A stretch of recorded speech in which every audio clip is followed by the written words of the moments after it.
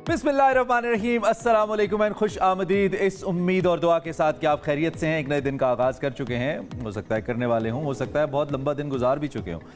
किसी भी सूरत में आपको खुश आमदीद कहते हैं। दिस इज सबसे आगे।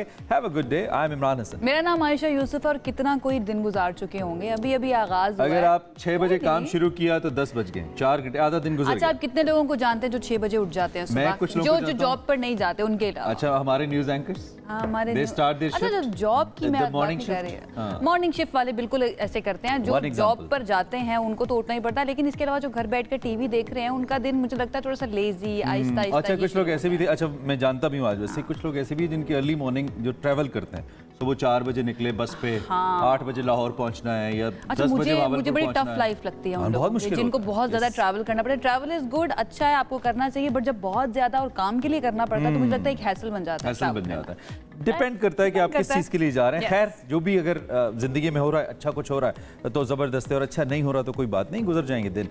इसको ऐसे स्टार्ट करना चाहिए और ऐसे कहना चाहिए। गिलाफ काबा के हवाले से हमारे पास आज एक मुतबर्रिक स्टोरी थी। हमने कहा जरा इसी से स्टार्ट करते हैं, अल्लाह के पाक नाम से और अल्लाह के पाक घर से। गिलाफ काबा का जो निचला हिस्सा है वो तकरीबन 3 मीटर तक ऊपर उठा दिया गया है और इसके निचले हिस्से को सफ़ेद कपड़े से ढांप भी दिया गया है। इसकी वजह क्या है? इसकी वजह बताते हैं। हरमैन इंतजामिया की जानिब से हर साल हर सीजन और रमज़ान मुबारक में गिलाफ ऊपर कर दिया जाता है, जिसका मकसद गिलाफ काबा की सफाई और हिफाजत को यकीनी बनाना भी होता है। आपको पता है पूरी दुनिया से, सिर्फ पाकिस्तान से नहीं, पूरी दुनिया से जो आज़मीन हज हैं वो वहाँ पर पहुँच रहे हैं और इस सिलसिले में हर साल की ये प्रैक्टिस है इमरान, सो दैट एक तो सफाई भी हो सके और उसके साथ साथ इसको महफूज भी बनाया जा सके, क्योंकि इस गिलाफ को भी बहुत ही मुतबर्रिक कहा जाता है और हर शख्स की ख्वाहिश होती है कि इसका एक टुकड़ा ही हमें मिल जाए और इसको फ्रेम करवा के अपने घर में लगवाते हैं। तो ये इंटरेस्टिंग स्टोरी थी, हमने सोचा आपके साथ शेयर करते हैं। आगे बढ़ते हैं। बिल्कुल, बरकत से भरपूर, और अल्लाह हम सबको अपने घर की ज़ियारत करवाएं। और जिस तरह से अल्लाह ने अपनी तसनीफ़ खुद की है कुरान करीम के अंदर और अपने रसूल के ज़रिए करवाई है, हमें भी वो करने की अल्लाह पाक तौफीक दें और हम ऐसी अपनी ज़िंदगी में अल्लाह के पाक नाम की बरकतें समेटते रहें और उसी से दिन का आगाज़ भी कर लें। ये भी बहुत अच्छा है। खैर, अब आपको स्ट्रेट अवे उड़ाते हैं अपना ड्रोन, जो कि पिछले कुछ दिनों में हमने इसलिए उसको ज़मीन बोस नहीं किया हुआ था। क्या उसे कहते हैं? लैंड रखा हुआ था ज़मीन, हमने उसको ज़मीन पे लैंड रखा हुआ था, बंद थे, हैंगर पे रखा हुआ था, एयर स्पेस बंद थी। अगर हैंगर ही होता उधर से हम इंडियन ड्रोन आ रहे थे, इधर से हम पाकिस्तानी उधर भेज रहे थे, महफूज करके रखा हुआ था। हमने कहा कहीं टक्कर ना हो जाए। खैर, इससे पहले कि हम अपने ड्रोन को इंटरनेशनली लेके जाएं, एक ऐसी पर्सनालिटी हैं जिनके बारे में आज तस्करा बहुत ज़रूरी है, क्योंकि आज की तारीख में उनकी बरसी है और 4थी बरसी आज उनकी मनाई जा रही है। ये वो शख्सियत है जिनके साथ हमारा बचपन गुजरा, मेरे प्यारे अल्लाह मियाँ। वो याद है आपको? ये भी कैसी दुनिया, इस तरह के शेर होते थे छोटे छोटे। हम बात करें अंकल सरगम फारूक कैसर साहब की। मुनफरिद आवाज़ के मालिक, मुनफरिद अंदाज के मालिक, एक दानिश्वर मैं कहूँगा, उसके साथ एक एंकर पर्सन तो थे ही उस वक्त के, बहुत ही कमाल शख्सियत। और उस वक्त जो पुतली तमाशा या दीगर जो कलियाँ वगैरह प्लेस थे, उनके तख्लीक कार भी थे और एक बेहतरीन आदमी थे, बेहतरीन इंसान। ऐसे ही, और अगर कोई नाम सबसे ज़्यादा असरअंदाज हुआ है ना मिलेनियल्स के ऊपर, जब छोटे थे वो बच्चे थे, तो वो नाम फारूक कैसर साहब का। एक हमाजहत शख्सियत थे जिन्होंने न सिर्फ बच्चों को लुभाया बल्कि बड़ों को भी हम कह सकते हैं कि आईना दिखाया था उन्होंने। आधे गंजम आधे बालम। अच्छा, अंकल सरगम। हाँ, आधे गंजम थे ना, आधे बालम थे। अच्छा, मुझे याद नहीं है। मुझे बता दें आप वैसे और बताना चाहेंगे इसके बारे में? मुसन्निफ भी थे, कॉलम निगार भी थे, कार्टूनिस्ट भी थे, प्रोड्यूसर भी थे, स्क्रिप्ट राइटर भी थे, सदाकार भी थे, उस्ताद भी थे, शायर भी थे और सबसे बढ़कर एक बाशऊर और बावकार इंसान भी थे। अच्छा, उस जनरेशन की मुझे अच्छी बात इमरान ये लगती है कि वो स्पेशलाइजेशन नहीं करते थे कि हम सिर्फ एंकर ही हैं या हम सिर्फ एक कॉलम राइटर ही हैं। वो सब कुछ करते थे, वो सब कुछ करते थे। और उस वक्त चूंकि उस वक्त स्क्रीन एक थी और उस स्क्रीन के ऊपर आने के लिए, और उस स्क्रीन पे अगर कोई 10 सेकंड भी आ जाता था पीटीवी की, तो वो मुमताज हो जाता था, मुनफरिद हो जाता था, बन जाता था। हाँ, तो ये लोग फिर इन्होंने अपने अपने जॉनरास थे इनके, उस जॉनरा के अंदर फिर उन्होंने एक्सेल किया और एक्सट्रीम हासिल की, एक्सेलेंस हासिल की कहना चाहिए। तो हम अगर फारूक कैसर साहब की बात करें, हमारी तो बहुत सी यादें डेफिनेटली जुड़ी हैं, उन कैरेक्टर से जुड़ी हैं, चाहे वो मासी मुसीबतें हो या रोला हो। ये आपने मासी मुसीबतें यूं क्यों कहा? अरे ये वैसे नेचुरल यूं क्यों कहा? आप वैसे ठीक समझिए, लेकिन मैंने वैसे नेचुरली किया, मुझे नहीं पता, मैंने उधर किया मासी मुसीबतें। अच्छा, वहाँ पर कोई भी नहीं खड़ा हुआ, लेकिन हमारी खड़ी में आपको कह रहे हैं प्रोड्यूसर साहब, भाई आपको चलो खैर। और खिराज तहसीन के मुस्तहिक हैं, हमने कहा जरा अलसुब उनका तज़किरा करना चाहिए, अल्लाह उनके दर्जात बुलंद करे। जिन जिन लोगों ने तालीम के अंदर काम किया है पाकिस्तान के अंदर, मेरे ख्याल में उन चंद एक लोगों में से अंकल सरगम या फारूक ऐसे साबित है जिन्होंने बाकायदा तौर पे पूरी कौम को बाशऊर बनाया, तालीम दी, और उनके कैरेक्टर्स की तरफ से छोटे छोटे मैसेजेस होते थे। दैट्स वेरी इंपॉर्टेंट कि वो कंटेंट बेमकसद नहीं हुआ करता था, जस्ट फॉर व्यूज नहीं हुआ करता था या रेटिंग्स के लिए नहीं हुआ करता था, बल्कि उसका एक मकसद होता था। और वो मकसद जो है वो मुझे लगता है अब तमाम मिलेनियल्स की या उस टाइम पर जो बच्चे थे उनकी शख्सियत के अंदर नजर भी आता है कि उन्होंने वो चीजें उस वक्त उस टीवी से, उस कंटेंट से सीखी हुई हैं जो आजकल आई थिंक जो हमारी जेन ज़ी है या जनरेशन अल्फा बीटा जो है उनको नहीं है। वो बेबी शार्क वाले बच्चे हैं, उनको इतना ज़्यादा पता नहीं है बेबी शार्क वाले बच्चे हैं। चलें जी, आज भी हमने बहुत सारा ये देखे ना, इतनी बड़ी लिस्ट ऑफ टॉपिक्स है, ये पूरा इस शो के अंदर उर्दू में बात करें इतनी बड़ी थद्दी है, थद्दी नोटों की, पैसों की, वो ज्यादा अच्छा लगता है बोलना। तो बहुत कुछ है इस पे हमने बात करनी है। बहुत यहाँ मसला है पाकिस्तान और इंडिया के दरमियान, आपको पता है करंट कॉन्फ्लिक्ट जो है वो गोज ऑन, और हमेशा मैं ये कहावत भूल जाता हूँ, आज मैं याद करके आऊँ, गोंगलुओं से मिट्टी झाड़ना। तो भारत जो है ना वो इस गोंगलुओं से मिट्टी झाड़ने में मसरूफ है। अच्छा, इसका मतलब क्या होता है? इसका मतलब ये होता है कि यानी कि आप अपने ऊपर से कोई ऐसी चीज करके दिखाने की कोशिश करें जो एक्चुअली हुई नहीं है, या अपने ऊपर लगे इल्जामात को धोने की कोशिश कर रहे हैं, मिटाने की कोशिश कर रहे हैं। मतलब ऐसा है कि जैसे अब भारत की सुबकी हुई है, लेकिन वो अब ये कह रहा है कि नहीं मेरी तो नहीं हुई, यानी कि मेरे साथ तो ऐसा कुछ नहीं। कहने को तो वो कुछ भी कह ले, क्या इस तरह की सूरत हाल उनके जो प्राइम मिनिस्टर है वो बहुत सारी जगहों पे करते नजर आते हैं। पाकिस्तान में भारत की जो खुफिया एजेंसी रॉ है, बकौल उनके जो खुफिया एजेंसी उनकी, उसकी मुख्तलिफ कार्रवाइयाँ और वो एक प्रॉक्सीज ऐसी लेके आते रहते हैं पाकिस्तान के अंदर, मुनज़्ज़म तरीके से दहशतगर्दी कराने की कोशिश भी करते रहते हैं। और एक मुहिम है जो लेके चल रहे हैं वो पाकिस्तान के खिलाफ, चाहे लाइन ऑफ कंट्रोल हो, वहाँ पे आप इसके अलावा बलूचिस्तान के इलाके हों, आईडीज़ की तनसीब हो, सी पैक के मनसूबों को सबोटाज करना हो, चाइनीज़ इंजीनियर्स को टारगेट करना हो, वो किसी सूरत बाज नहीं आते।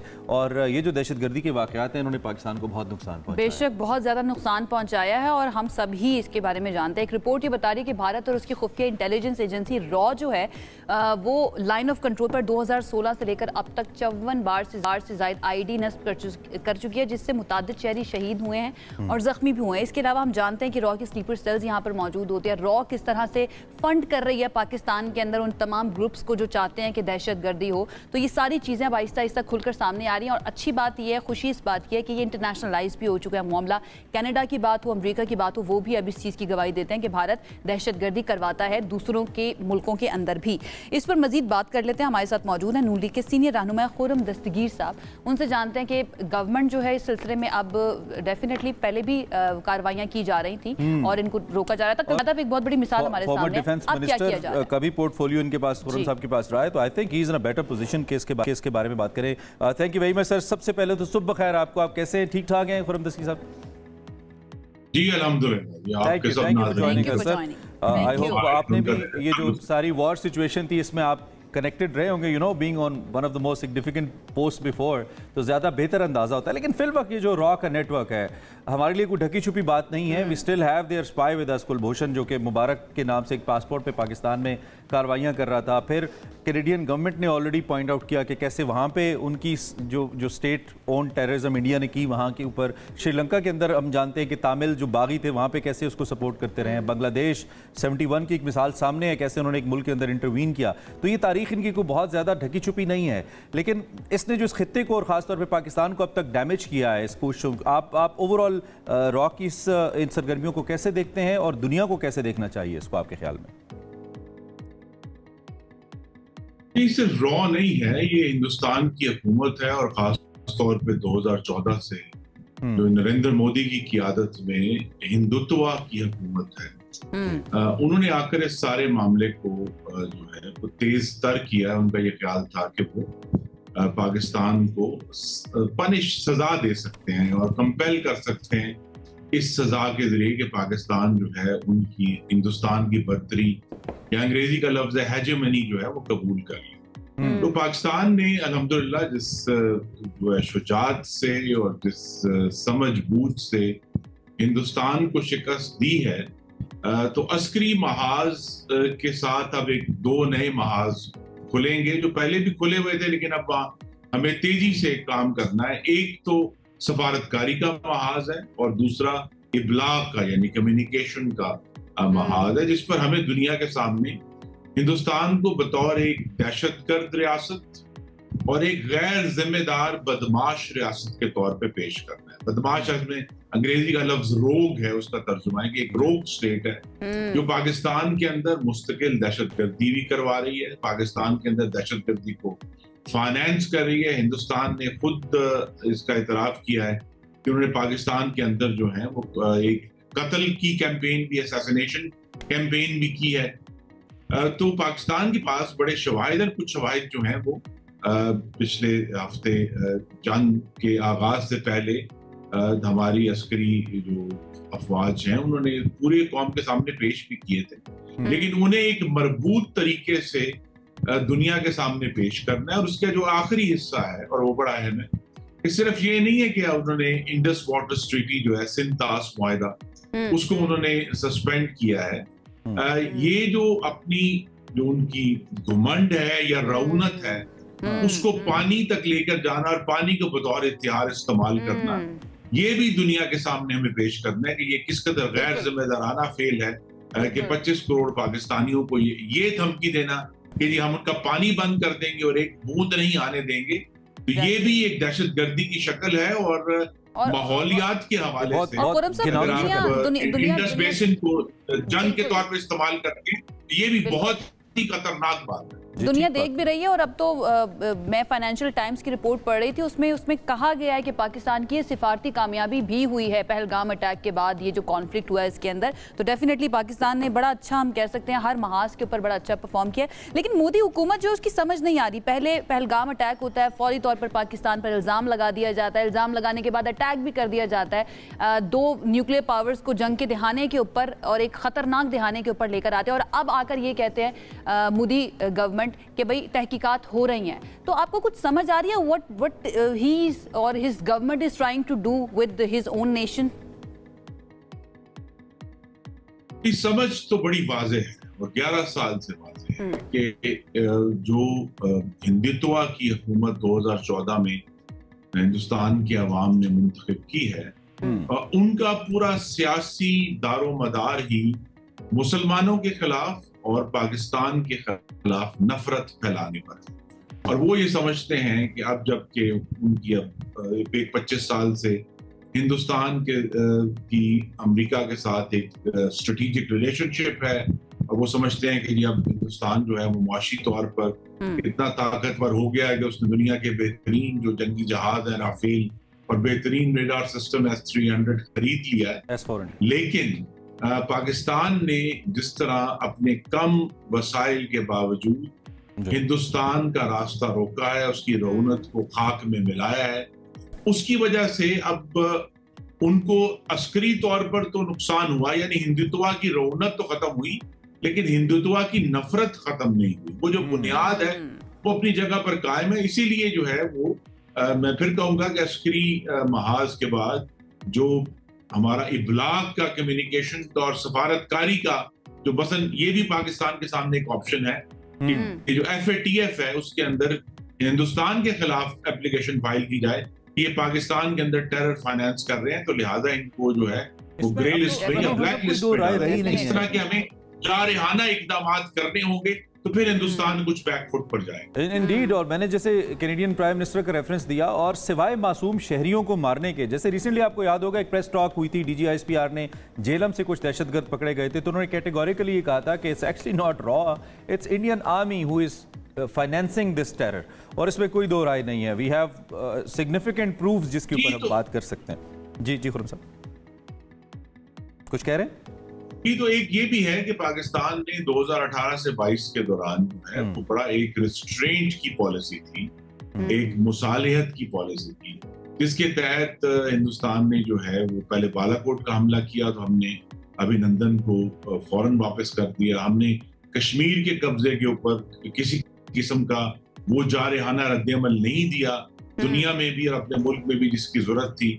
इसी तरह जो है जब कश्मीर के शमाल में हिंदुस्तान और चीन का एक क्लैश हुआ 2020 में, जहां हिंदुस्तान को बड़ी हजीमत उठानी पड़ी, हमने उसका भी कोई स्ट्रेटेजिक फायदा नहीं उठाया। और अभी 2022 मार्च में जो है एक ब्राह्मोस मिसाइल, वही मिसाइल जो अभी इस्तेमाल हुआ है पाकिस्तान के खिलाफ, वो आकर मियां चन्नू में गिरा था और हमने उसका कोई रिएक्शन नहीं किया।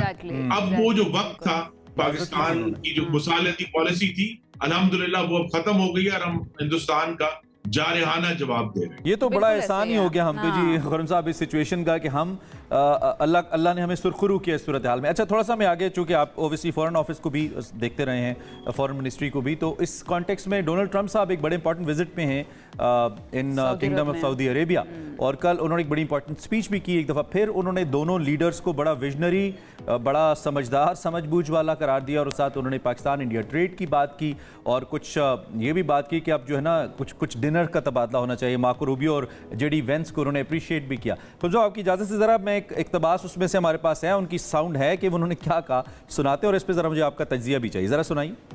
Just days ago, my administration successfully brokered a historic ceasefire to stop the escalating violence between India and Pakistan. And I used trade to a large extent to do it. I said, fellas, come on, let's make a deal. Let's do some trading. Let's not trade nuclear missiles. Let's trade the things that you make so beautifully. And they both have very powerful leaders, very strong leaders, good leaders, smart leaders.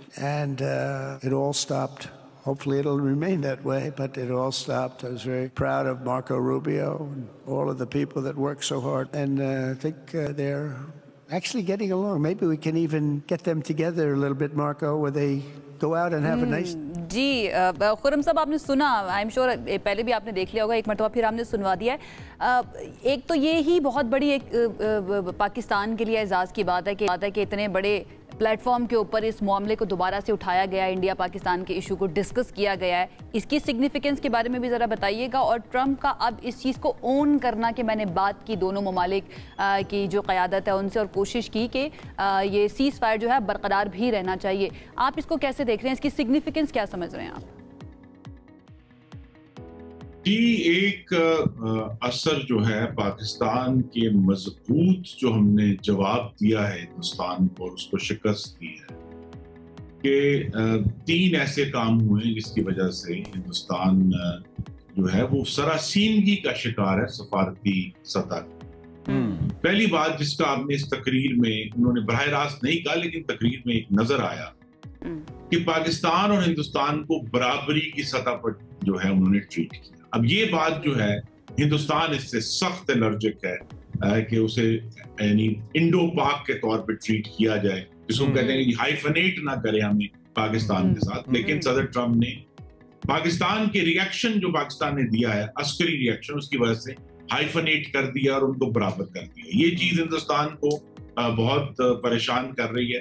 दूसरा जो है, अपने जो 2 tweets उन्होंने किए 10 मई को और 11 मई को, पहले ट्वीट में उन्होंने लफ्ज मीडिएट इस्तेमाल किया। हिंदुस्तान इससे भी अलर्ट है शिमला मुआहिदे के बाद से कि सालसी नहीं होगी किसी और मुल्क से, लेकिन सदर ट्रंप ने इस्तेमाल कर दिया, तो लिहाजा वहां भी उनको क्राइसिस है। फिर एक्चुअली कश्मीर का लफ्ज अपनी 11 मई के ट्वीट में इस्तेमाल कर दिया, तो वहां भी हिंदुस्तान वो सारे मामला जो समझता था उसने दुनिया को ये कहा था कि जी हमने बंद कर दिए हैं, सेटल कर दिए हैं, कि जी हम पाकिस्तान के बराबर नहीं है, वो बराबरी भी आ गई। हम जो है वो कुछ सालसी बर्दाश्त नहीं करेंगे, सालसी भी आ गई, और कश्मीर का मामला सेटल हो गया। लेकिन अब ये लिहाजा ये तीनों चीजें जो हैं अब जब खुलकर सदर ट्रंप ने कह दी हैं, तो हिंदुस्तान के लिए मुश्किल होगा, क्योंकि एक तरफ तो वो अपने आप को चीन के खिलाफ अमेरिका का हवारी कहते हैं जी हम नेट सिक्योरिटी प्रोवाइडर्स होंगे इस खित्ते में। अगर वो अमेरिका के साथ, अमेरिका का सदर अगर ये बात कर रहा है, उनके लिए अब एक बहुत मुश्किल हो गई है, और उनके जो कुछ लोग हैं वो अभी भी इस पर बात कर रहे हैं, लेकिन उनके लिए बहुत मुश्किल होगा आने वाले दिनों में कि अगर सदर ट्रंप इसका फॉलो अप करते हैं। और पाकिस्तान के लिए चैलेंज ये है कि सदर ट्रंप के साथ जो सफारतकारी करनी है वो इतनी मजबूत और मजबूत हो कि वो जो मामला उन्होंने उठाया है उसको आगे लेकर चले। जी, सदर ट्रंप या अमेरिका जो है उसकी अपनी प्रायोरिटी में, क्योंकि रिमेंबर वो पाकिस्तान के बारे में बार बार बात की जा रही थी कि ट्रंप के प्रेसिडेंट बनने के बाद वो इतनी प्रायोरिटी पर है नहीं पाकिस्तान के इश्यूज जो हैं वो ट्रंप के लिए। अब आपको लगता है कि अब टॉप प्रायोरिटी पर ये वाला इशू होगा अमेरिका के या सदर ट्रंप के? जी देखिए, यही तो हमने देखा है ना कि जब शुरू ये सारा पहलगाम के बाद वाकया शुरू हुआ, तो पहला अमेरिका का जो रद्द अमल था वो ये था कि जी अभी हम दोनों आपस में बहुत देर से लड़ रहे हैं, 1500 साल से लड़ रहे हैं, तो इनको ये खुद ही सेटल कर लेंगे। लेकिन एक तो हिंदुस्तान का जो गैर जिम्मेदाराना अमल था इस जंग के दौरान, और उसका जो पाकिस्तान ने एक बहुत ही मुंह तोड़ जवाब दिया है, उसकी वजह से अमेरिका को इस बार सोचने पर मजबूर किया पाकिस्तान के रिएक्शन में कि उनको इस मामले में इंटरवीन करना पड़ेगा, क्योंकि मैं फिर कहूंगा कि चीन की मौजूदगी इस खित्ते में वो अमेरिका के लिए बहुत ही परेशान कुन है, तो लिहाजा वो उसको भी हैंडल करना चाहते हैं, और वो ये भी चाहते हैं कि जो हिंदुस्तान है उसकी जो मुआशी जो सूरत हाल है वो अगर जंग की वजह से खराब होती है तो उसका बराह रास्त असर अमेरिका के जो चीन पॉलिसी है उसके ऊपर भी पड़ता है। इसीलिए उन्होंने ये सारा मामला जो है वो जो है इस सारे को बड़े शद्दोमत से उठाया है, लेकिन हकीकत है इसकी बुनियाद में पाकिस्तान की अपनी ताकत है जिसने सब पूरी दुनिया को मजबूर किया कि वो अब इस मामले को टेकअप करें। Right, former head mister Khurram Dastgir, thank you very much, आप हमारे साथ मौजूद रहे इस इंपॉर्टेंट मौजू पे और मुख्तलिफ पहलुओं पे इस पे हमने उनकी राय ली। आई होप को भी इससे कुछ ना कुछ ज़रूर हासिल हुआ होगा। ख़ास तौर पे हम अपनी जो इंटरनेशनल ऑडियंस है, जो पाकिस्तान से बाहर पाकिस्तानीज़ हैं और इंडियंस हैं जिन तक फैक्ट्स नहीं पहुँचते, तो हम यही कोशिश करते हैं कि ऐसे मौज़ूआत के इन पहलुओं पर डिस्कशन की जाए जिससे आपको पता चले कि फ़ैक्ट है एक्चुअली क्या, वेयर डू वी स्टैंड।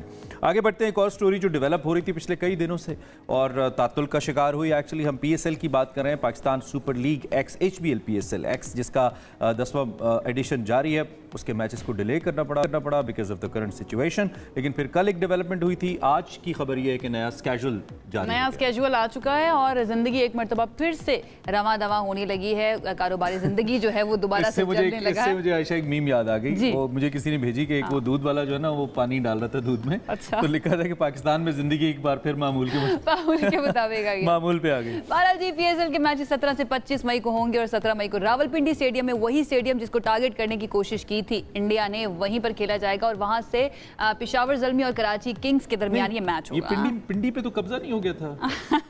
कब्जा तो लाहौर में भी हो गया था, लाहौर की बंदरगाह पे भी हो गया था ना, लेकिन बच गए, सब कुछ हमने छुड़वा लिया।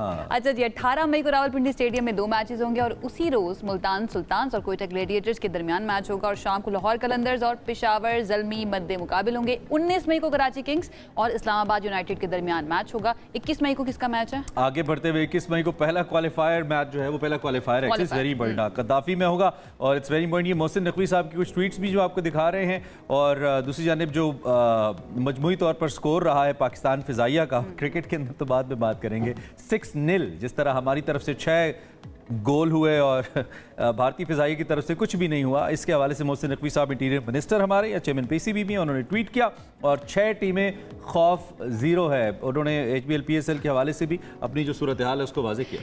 He was trying to be humorous but it was humorous, बहुत ही मज़े का उन्होंने जो है ना एक सटायर के अंदर, सरकाज़म के अंदर उन्होंने ये ट्वीट किया था, which is very nice। लेकिन अच्छी खबर यह है कि हमारा PSL जो है वो एक मरतबा फिर से रिज्यूम होने जा रहा है। कोशिश की गई भारत की जानिब से कि किसी तरह से ये जो अच्छी एक्टिविटीज हो रही है ना पाकिस्तान के अंदर, ये जो खेलों की चल रही है, इनको रोका जा सके, लेकिन वो इसमें नाकाम नहीं हो सका और मुझे लगता है एक मैसेज भी बहुत अच्छा जाएगा कि फौरी तौर पर हम रिज्यूम कर रहे हैं इस तरह की। हमारे लिए बहुत बड़े आई ओपनर है, बहुत बड़ा मुख्तलिफ सूरत हाल को लेकर ये जो पाकिस्तान इंडिया वॉर हुई है। एक तो इकोनॉमिकली हमने अपने आप को कैसे स्ट्रांग करना है ताकि दुश्मन को ये मौका भी ना मिले कि सिर्फ हम अस्करी लिहाज से स्ट्रांग नहीं, और दूसरी तरफ क्रिकेट को लेकर भी हमने मामला ठीक करने हैं, जो कि दोनों ही एरियाज ऑफ इंटरेस्ट है जिससे लोगों का बराह रास्त ताल्लुक है।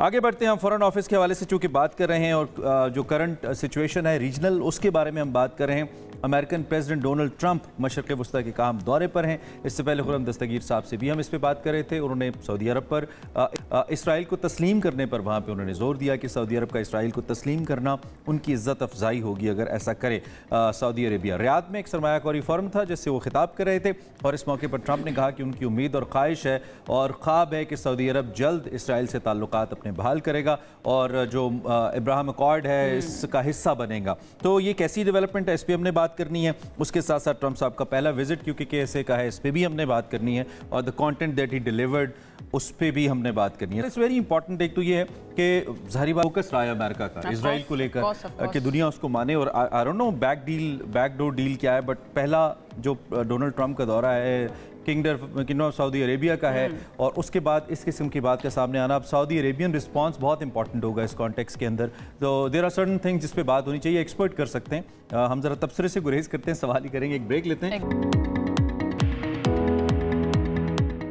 Welcome back. एक बहुत ही इंपॉर्टेंट डेवलपमेंट है पाकिस्तान और भारत को लेकर करतारपुर राहदारी के हवाले से। इस वक्त आपको मालूम है कि अब से कुछ दिन पहले, कुछ वक्त पहले इसको बंद किया गया था, और बदस्तूर इस वक्त जो करतारपुर हमारी राहदारी है वो बंद है। इंडिया ने पाकिस्तान भारत कशीदगी के दौरान ये राहदारी गैर मुअय्यना मुद्दत के लिए बंद की थी। पाकिस्तान ने मैं दोबारा से कोट कर दूं, पाकिस्तान ने उन सिख भाइयों के जो पाकिस्तान के अंदर मौजूद थे वीज़ा को भी कैंसिल नहीं किया था, और उनको पूरा मौका दिया था। अभी भी मौजूद हैं जो कर रहे हैं। तो पाकिस्तान ने ये किया था और इंडिया ने इसको बंद किया था। अभी तक इस कॉरिडोर को, इस राहदारी को अभी तक नहीं खोला गया है, और यही सूरत हाल है। और वंस अगेन मेरे ख्याल में एक और negative gesture after Amritsar attack, जो सिखों के ऊपर उनकी अपनी स्टेट ने किया, ये एक और अटैक है, और ये ज्यादा संगीन और अटैक है, और ये इंडिया की तरफ से ही बंद किया गया। पाकिस्तान की तरफ से ये राहदारी खुली हुई है, इंडिया की तरफ से ना कुछ बताया जा रहा है कि कितने यात्री जो हैं वो आना चाहते हैं, कोई तफसीलात शेयर नहीं की जा रही है। और वहाँ पर जो इंतजामिया मौजूद है वो कहते हैं कि हम तो तैयार बैठे हुए हैं, अपने सिख भाइयों का इंतजार कर रहे हैं, उनकी मेज़बानी के लिए हमारे इंतजामात पूरे हैं,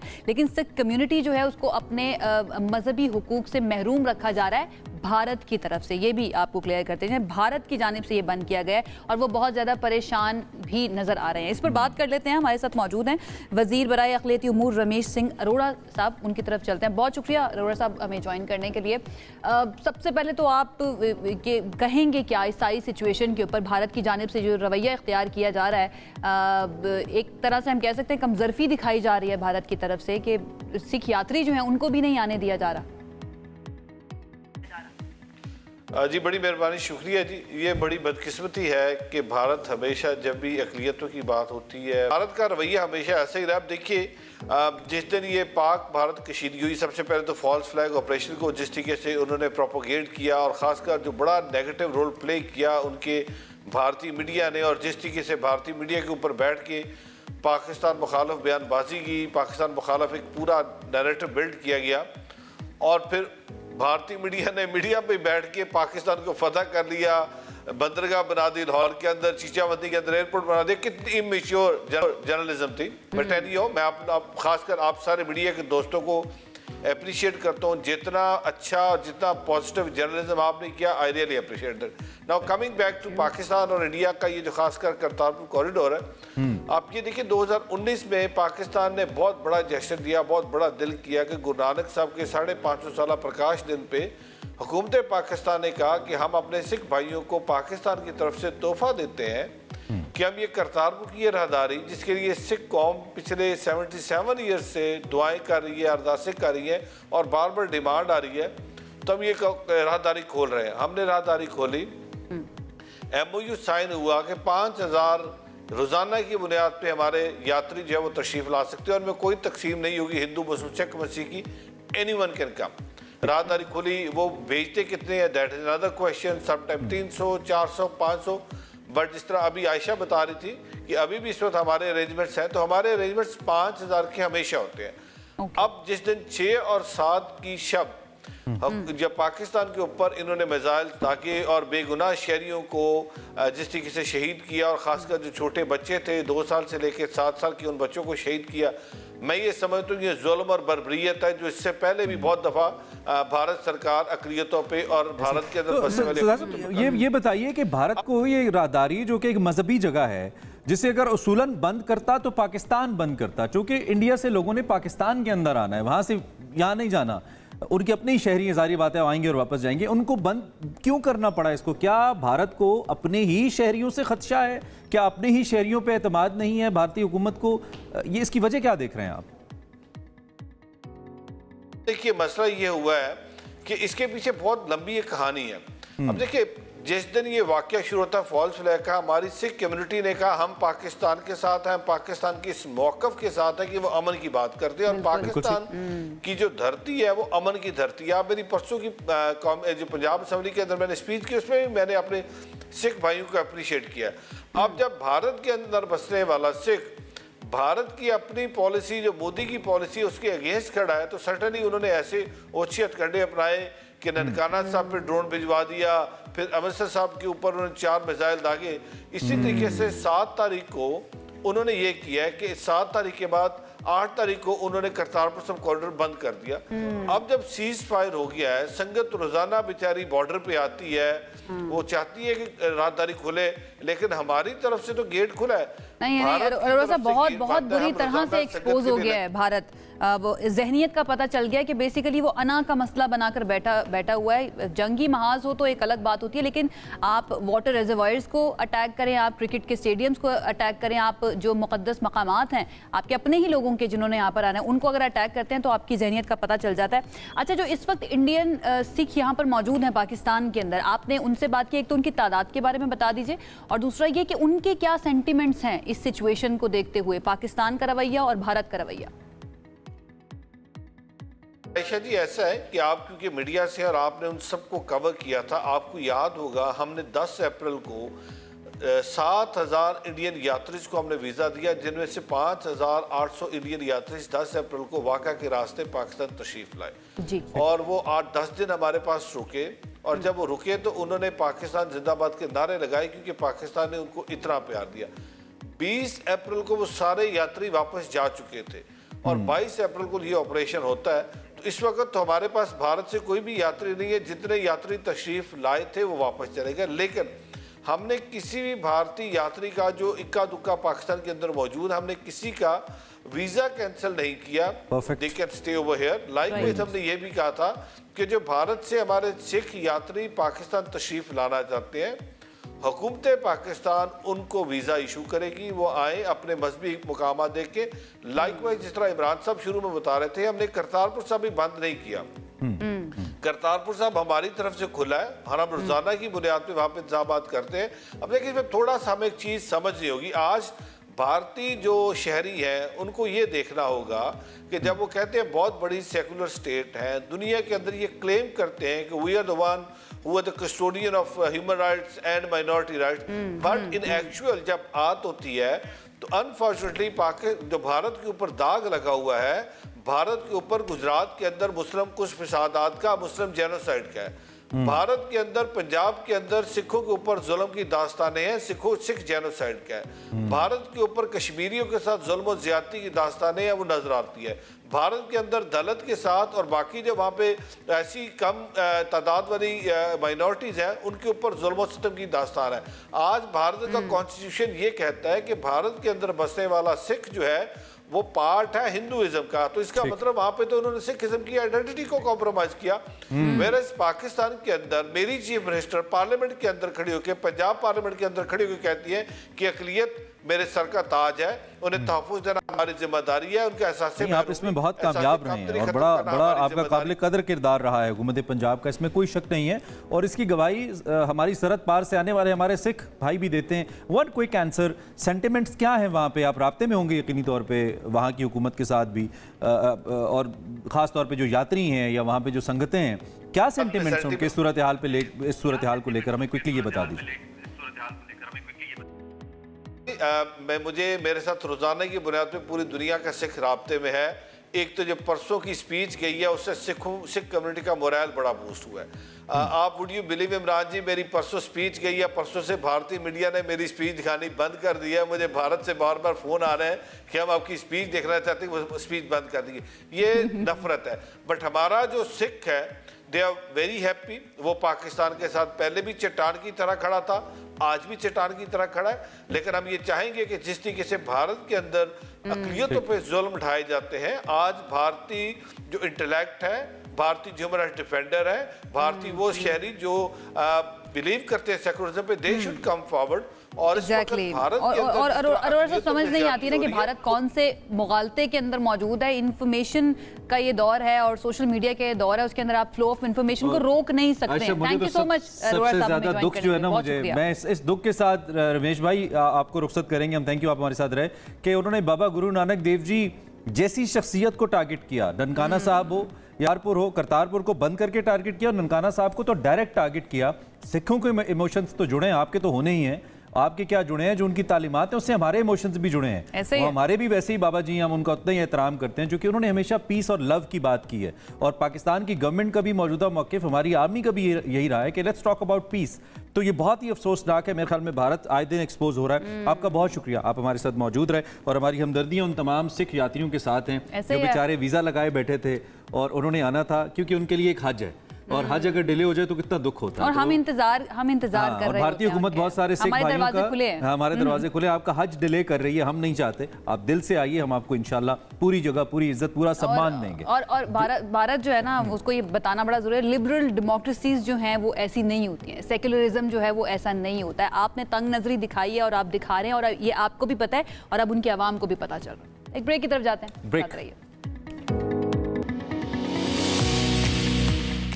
वेलकम बैक। गर्मियाँ काफ़ी ज़्यादा बढ़ गई अब तो, खैर इजाफा अब क्या ही हम कहें, बहुत ज़्यादा टेम्परेचर है। कल 36-37 था, कराची के अंदर भी ऐसी था, बहुत ज़्यादा टेम्परेचर है। जो बढ़ रही हैं, कुछ खास फलों की अहमियत भी बढ़ रही है और इन सब फलों में से अहम जो सबसे पहले एंट्री मारता है ना पाकिस्तान की फ्रूट मार्केट के अंदर, वो नन अदर देन तरबूज होता है। मैं तो इसे किंग कहता हूँ भाई, बहुत ही ज़बरदस्त चीज़ है, लाल रस भरा फरत बख्श। और वो कट लगा के जब आप उसे देख के कंफर्म मैं अपना तखय्युल बयान करूं थोड़ा सा। तरबूज के हवाले से आपने तरबूज को काटना है, उसके ऊपर नमक डालना है, काला नमक डालना है, उसके ऊपर हल्का सा नींबू छिड़कना है और उसको ठंडा करने के लिए रख देना है आधे घंटे के लिए, उससे ज्यादा नहीं। मैंने कहा कोई शेर पढ़ने लगी है कि मैंने तखय्युल में सोचा, ये शेर से भी बेहतर है, ये तखय्युल जो है ना, ये शेर से भी बेहतर है। ओके चलें। और इसको मुख्तलिफ लोग मुख्तलिफ तरीके से खाते हैं जी। कुछ लोग बीज समेत खाते हैं और कहते हैं कि इसके बीज के अंदर भी बड़ी ग़िज़ाइयत होती है जो आपकी किडनीज के लिए अच्छी होती है। इट इज़ सेट कहा जाता है ऐसा। तो 90% से ज़्यादा तो इसमें पानी होता है, आपकी स्किन के लिए one of the best thing. इसके बहुत सारे फ़वाइद हैं, सारे हम चूँकि कर नहीं पाते तो हमने उसके लिए ओबियसली एक्सपर्ट बुला लिया। और एक्सपर्ट हमारे साथ और कौन हो सकता है सबसे बेहतरीन? हमारे साथ मौजूद है आगा अब्दुल गफ्फार साहब। आपको पता है रमज़ान हमारे साथ मौजूद रहे और जब भी हम बुलाते हैं तो ये आ जाते हैं। हम बहुत ज़्यादा मशकूर भी हैं इनके। बहुत शुक्रिया आगा साहब हमें ज्वाइन करने के लिए। तरबूज आपके पास क्या है? जितना हमारे पास इंफॉर्मेशन थी, जितना हम बता सकते थे वो हमने बताया। बाकी आप बताइए कितना फ़ायदा है तरबूज का? अल्लाह के निज़ाम में जो तब्दीलियां हैं उस लिहाज से हर फल उसके हवाले से मौजूद है। जैसे ही गर्मियां शुरू होंगी सबसे पहले आएगा खरबूजा, उसके बाद तरबूज, अब एक नई शक्ल आ गई है, वो है शरबूजा। अरे वाह, ये एक नई शक्ल है। खैर हम तरबूज की बात कर रहे हैं। तरबूज में जो बहुत इम्पॉर्टेंट चीज़ है वो है ग्लूटाथियोन, जो खूबसूरती के लिए हमारे यहाँ क्रेज है शायद। ग्लूटाथियोन लोग इंजेक्शन लगवाते हैं उसके। ग्लूटाथियोन अगर किसी फ्रूट में सबसे ज़्यादा मौजूद है तो वो तरबूज है। मौसम की शिद्दत के एतबार से 3 चीज़ें सबसे इम्पॉर्टेंट हैं। एक तो कि एंटी ऑक्सीडेंट है, एंटी टॉक्सिन है, हमारे जिस्म में विटामिन ए की कमी को पूरा करता है, पोटेशियम की कमी को पूरा करता है, वो अपनी जगह पर। लेकिन अगर आप तरबूज खा रहे हैं तो वो आपको 92% पानी दे देता है। that's huge. और उसके जो फाइबर हैं वो हमारे गट हेल्थ के लिए बहुत अच्छे हैं। बिसाइड दिस, इसकी कैलोरीज जो है उसके बारे में अगर हम देखें तो अगर 100 ग्राम तरबूज का गूदा हो, हम जो खा रहे हैं, अगर 100 ग्राम हो तो उसमें सिर्फ 30 कैलोरीज हैं। मैं लोगों को सिर्फ याद दिलाना चाहता हूं कि एक जो स्लाइस है जो ब्राउन ब्रेड का है उसमें 63 कैलोरीज होती हैं, 63। तो अगर आप 200 ग्राम तरबूज खाते हैं और वो मीठा तरबूज हो जिसके अंदर फ्रुक्टोज मौजूद है तो वो एक वेरी इंटरेस्टिंग। और ये तो आपसे पहले भी मैं वही डिस्कस कर रहा था कि सबसे अच्छी चीज़ ये कि एक चीज़ आपके लिए हेल्दी है और वो साथ साथ इतनी ज़्यादा आपको ओवरलोड नहीं कर रही कि आपका वजन वगैरह बढ़ा दे। Very important. लेकिन इसमें फिर एक कॉन्टेक्स्ट शुगर के मरीजों का भी आ जाता है, डायबिटिक पेशेंट्स के लिए। उसके लिए कुछ खास हिदायत हैं या किस टाइप के लोग इसको कम इस्तेमाल करें, कुछ ऐसा भी है? देखिए मैंने उसकी फ्रुक्टोज नॉट ग्लूकोज।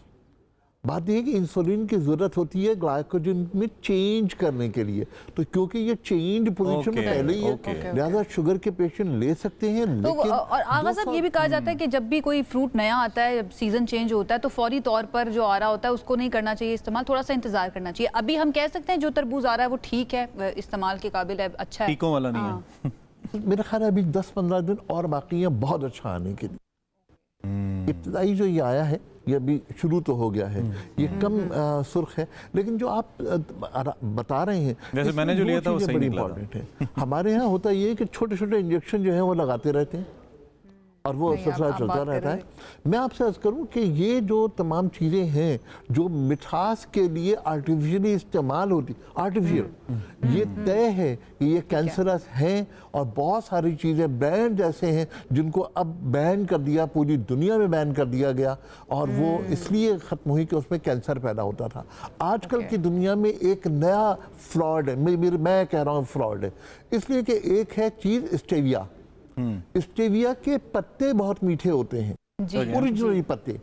अब उन पत्तों के बदले उसको केमिकल में चेंज करके आप छोटी छोटी गोलियां मार्केट में स्टेविया के नाम से आ रही, ऐसा ही जो बिल्कुल गलत है। अब वही स्टेविया के या और दूसरी दवाएं, मैं नाम नहीं ले सकता, ज़्यादा ब्रांड नेम है, तो अगर उसके इंजेक्शन लग रहे हैं तो बज़ाहिर तरबूज तो मीठा होगा, लेकिन उस तरबूज की लेकिन अल्टीमेटली जाहिर बात है उसका असर वैसा नहीं। बिल्कुल ठीक है, very important, thank you very much, आप इतने पॉइंट नुकात पे बात करें। अच्छा, इसके खाने के लिहाज से कुछ एहतियातें भी तफवीज़ करते हैं लोग कि खा के पानी नहीं पीना, सम पीपल से चावल के साथ नहीं खाना, ऐसी मिथ्स हमारे पास हैं। तो क्या कुछ सर्टन प्रोटोकॉल्स भी हैं तरबूज खाने के, कुछ तरीक़ाकार भी है? तरबूज किसी भी चीज़ की एडिशन अपने अंदर बर्दाश्त नहीं करता, किसी भी चीज़ की। अच्छा, सिवाय एक के, और वो है खजूर। ओके। नबी करीम सल्लल्लाहु अलैहि वसल्लम ने क्योंकि खजूर को खाया है और तरबूज के साथ खाया है, हमारे यहाँ तारीख में मौजूद है, अहादीस में मौजूद है, लिहाजा वो तो जायज़ है। उसके अलावा आम तौर पर तरबूज किसी भी चीज़ की एडिशन बर्दाश्त नहीं करता, चाहे वो चावल हो, चाहे वो पानी हो, चाहे वो। अच्छा आगा साहब, इसको एक कंप्लीट मील के तौर पर इस्तेमाल किया जा सकता है, लाइक हम एक वक्त का खाना स्किप कर दें और उसकी जगह हम तरबूज खा लें, तो उससे कोई मसला तो नहीं होगा, क्या कोई डेफिशिएंसी तो नहीं हो जाएगी? अगर आप रमज़ान कह रही हूँ, गर्मियों के अंदर अपनी ये रूटीन रखते हैं कि आप एक टाइम जो है ना वो आप सिर्फ तरबूज खाएं, तो is it okay for human body? बगैर एक वक्त के खाने के तौर पे ले लिया जाए तो कैलोरीज भी कम होंगी, एनर्जी भी होगी, यूरिनेशन का कोई इशू नहीं होगा, जिगर की गर्मी का कोई इशू नहीं होगा। पूरी दुनिया आज माने या ना माने, यूरोप ने मानना शुरू कर दिया है कि जिगर में गर्मी होती है और जिगर की गर्मी को कम करने के लिए हमें तरबूज की ज़रूरत है। अच्छा, इसके जूस के हवाले से भी बताइए। वैसे तो मुझे मालूम है कि फलों को ऐसे ही खाना चाहिए, तो क्या जूस जो लोग इसका लेते हैं वो भी ठीक है? पानी इसका एक्चुअली हम अभी यही बात कर रहे हैं कि एडिशन ना हो तो अच्छा है। अगर एडिशन नहीं होगी तो सबसे अच्छी बात है। और अगर फर्ज करेंगे तरबूज को खाना है तो बेहतरीन तरीका ये कि तरबूज ला के फ्रिज में रख दीजिए, जब ठंडा हो जाए तो उसके बाद उसे काटिए। और इसको बीज के साथ खाया जा सकता है, बीज खा सकते हैं, कोई मसला तो नहीं होता इसका? हाँ सर, वो जो चार मगज दुनिया में बड़े मशहूर हैं बादाम के साथ दिमागी कुव्वत के लिए, उसमें तरबूज के बीज भी होते हैं।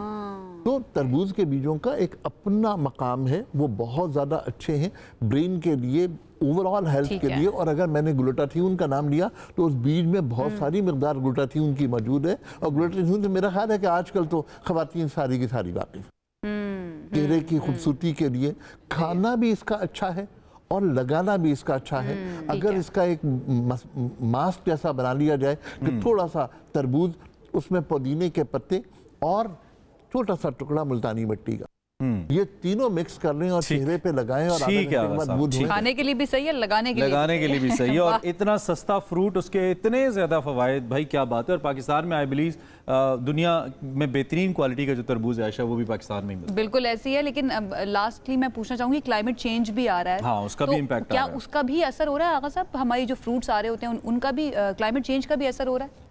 देखिए, जैसे जैसे मौसम की तब्दीली होगी आप देखेंगे कि तरबूज का मौसम भी चेंज होने लगा। ये नेचर है। तरबूज, खरबूजा, उसके बाद फिर आम के साथ फालसे और जामुन, और उसके बाद जो है वो मिठे नाम के मिठे, असल में कड़वे, उसके बाद फिर सिट्रस फ्रूट। ये लाइन है पूरी की पूरी। और मौसम के एतबार तरबूज से प्यार हो गया अपने पे, इतने फायदे आपने हमें बताए। Thank you so much. मजीद हो गया, बहुत शुक्रिया। जब भी आपको बुलाते हैं, तशरीफ लाते हैं। आगा साहब के पास बड़ी ऑथेंटिक इन्फॉर्मेशन होती है, बहुत सारे लोग इस हवाले से बहुत अच्छा फीडबैक भी देते हैं और माशाल्लाह हमसे बहुत ज्यादा फैन फॉलोइंग भी आगा साहब की है। People love to listen to him. तो तरबूज के बहुत फायदे हैं जी। मैं ये बता देता हूँ कि अच्छे वाला 70 रुपए किलो मिल रहा है आजकल। अच्छा, और उसको खाना कैसे, ये मैं बता देती हूँ एक मरतबा, काला नमक डाल के और थोड़ा सा लेमन अगर डालेंगे तो क्या पता नहीं कौन सी चाट बना रही है। नहीं, आप ट्राई करके देखिएगा, आप भी ट्राई करके देखिएगा, आपको बहुत मजा आएगा। ओके ठीक है, चलो सारे पैसे बचेंगे, जरूर ट्राई करेंगे। ब्रेक लेनी है हमने, हमें ब्रेक से पहले एक स्टोरी बतानी है। बताइए। वो बताते हैं कि लंदन की हाई कोर्ट जो है वहाँ पर बरतानवी हुकूमत के खिलाफ मुकदमे की 4 रोजा समाअत का आगाज हो गया और इस मुकदमे में गैर सरकारी तंजीमों ने इल्जाम आयद किया कि बरतानिया इसराइल को असलहा फराहम करके गजा के कत्लेआम में मिली भगत कर रहा है। वेरी इंटरेस्टिंग और बिग स्टोरी। इन तंजीमों का कहना है कि बरतानिया इसराइल को F-35 जंगी तैयारों के लिए 15% पुर्जे फराहम कर रहा है, उसके कंपोनेंट्स दे रहा है, जिसके बगैर ये जो जंगी तैयारा है ये चलने के काबिल नहीं है। और ये जो जंगी तैयारे हैं जिनकी हम बात करें, इसराइल गजा में शहरियों के खिलाफ इस्तेमाल कर रहा है और इस बॉम्बिंग के अंदर जो इसराइल कर रहा है गजा में, इसमें बच्चों समेत जो मासूम शहरी हैं इसका कत्लेआम हो रहा है। तो इट्स वेरी इंपॉर्टेंट कि अब इस पर क्या फैसला होता है, लेकिन ये प्ली बड़ी स्ट्रॉन्ग है जो बिल्कुल है। और अगर ये 15% कंपोनेंट्स जो है इनको रोक लेता है बरतानिया, तो शायद वो कितने लोगों का कत्लेआम भी रोक सकता है। ये तमाम तंजीमें जो हैं उनका ये मौक़िफ़ है। अब लेट्स सी इस 4 रोज़ा समाअत के अंदर क्या फैसला निकलता है अदालत की जानिब से। अब एक ब्रेक की तरफ जाते हैं, वापस आएंगे, साथ रहिए। Welcome back once again. Let's talk about squash, क्योंकि स्क्वॉश एक मरतबा फिर से पाकिस्तान का अगर हम नाम ले, पाकिस्तान की रिप्रेजेंटेशन की बात करें स्क्वॉश की दुनिया के अंदर, तो एक मरतबा फिर से आगे अली सिस्टर्स का बहुत ज़्यादा चर्चा हो रहा है, जिन्होंने अपनी ज़बरदस्त परफॉर्मेंस से सबकी तवज्जो खींच ली है।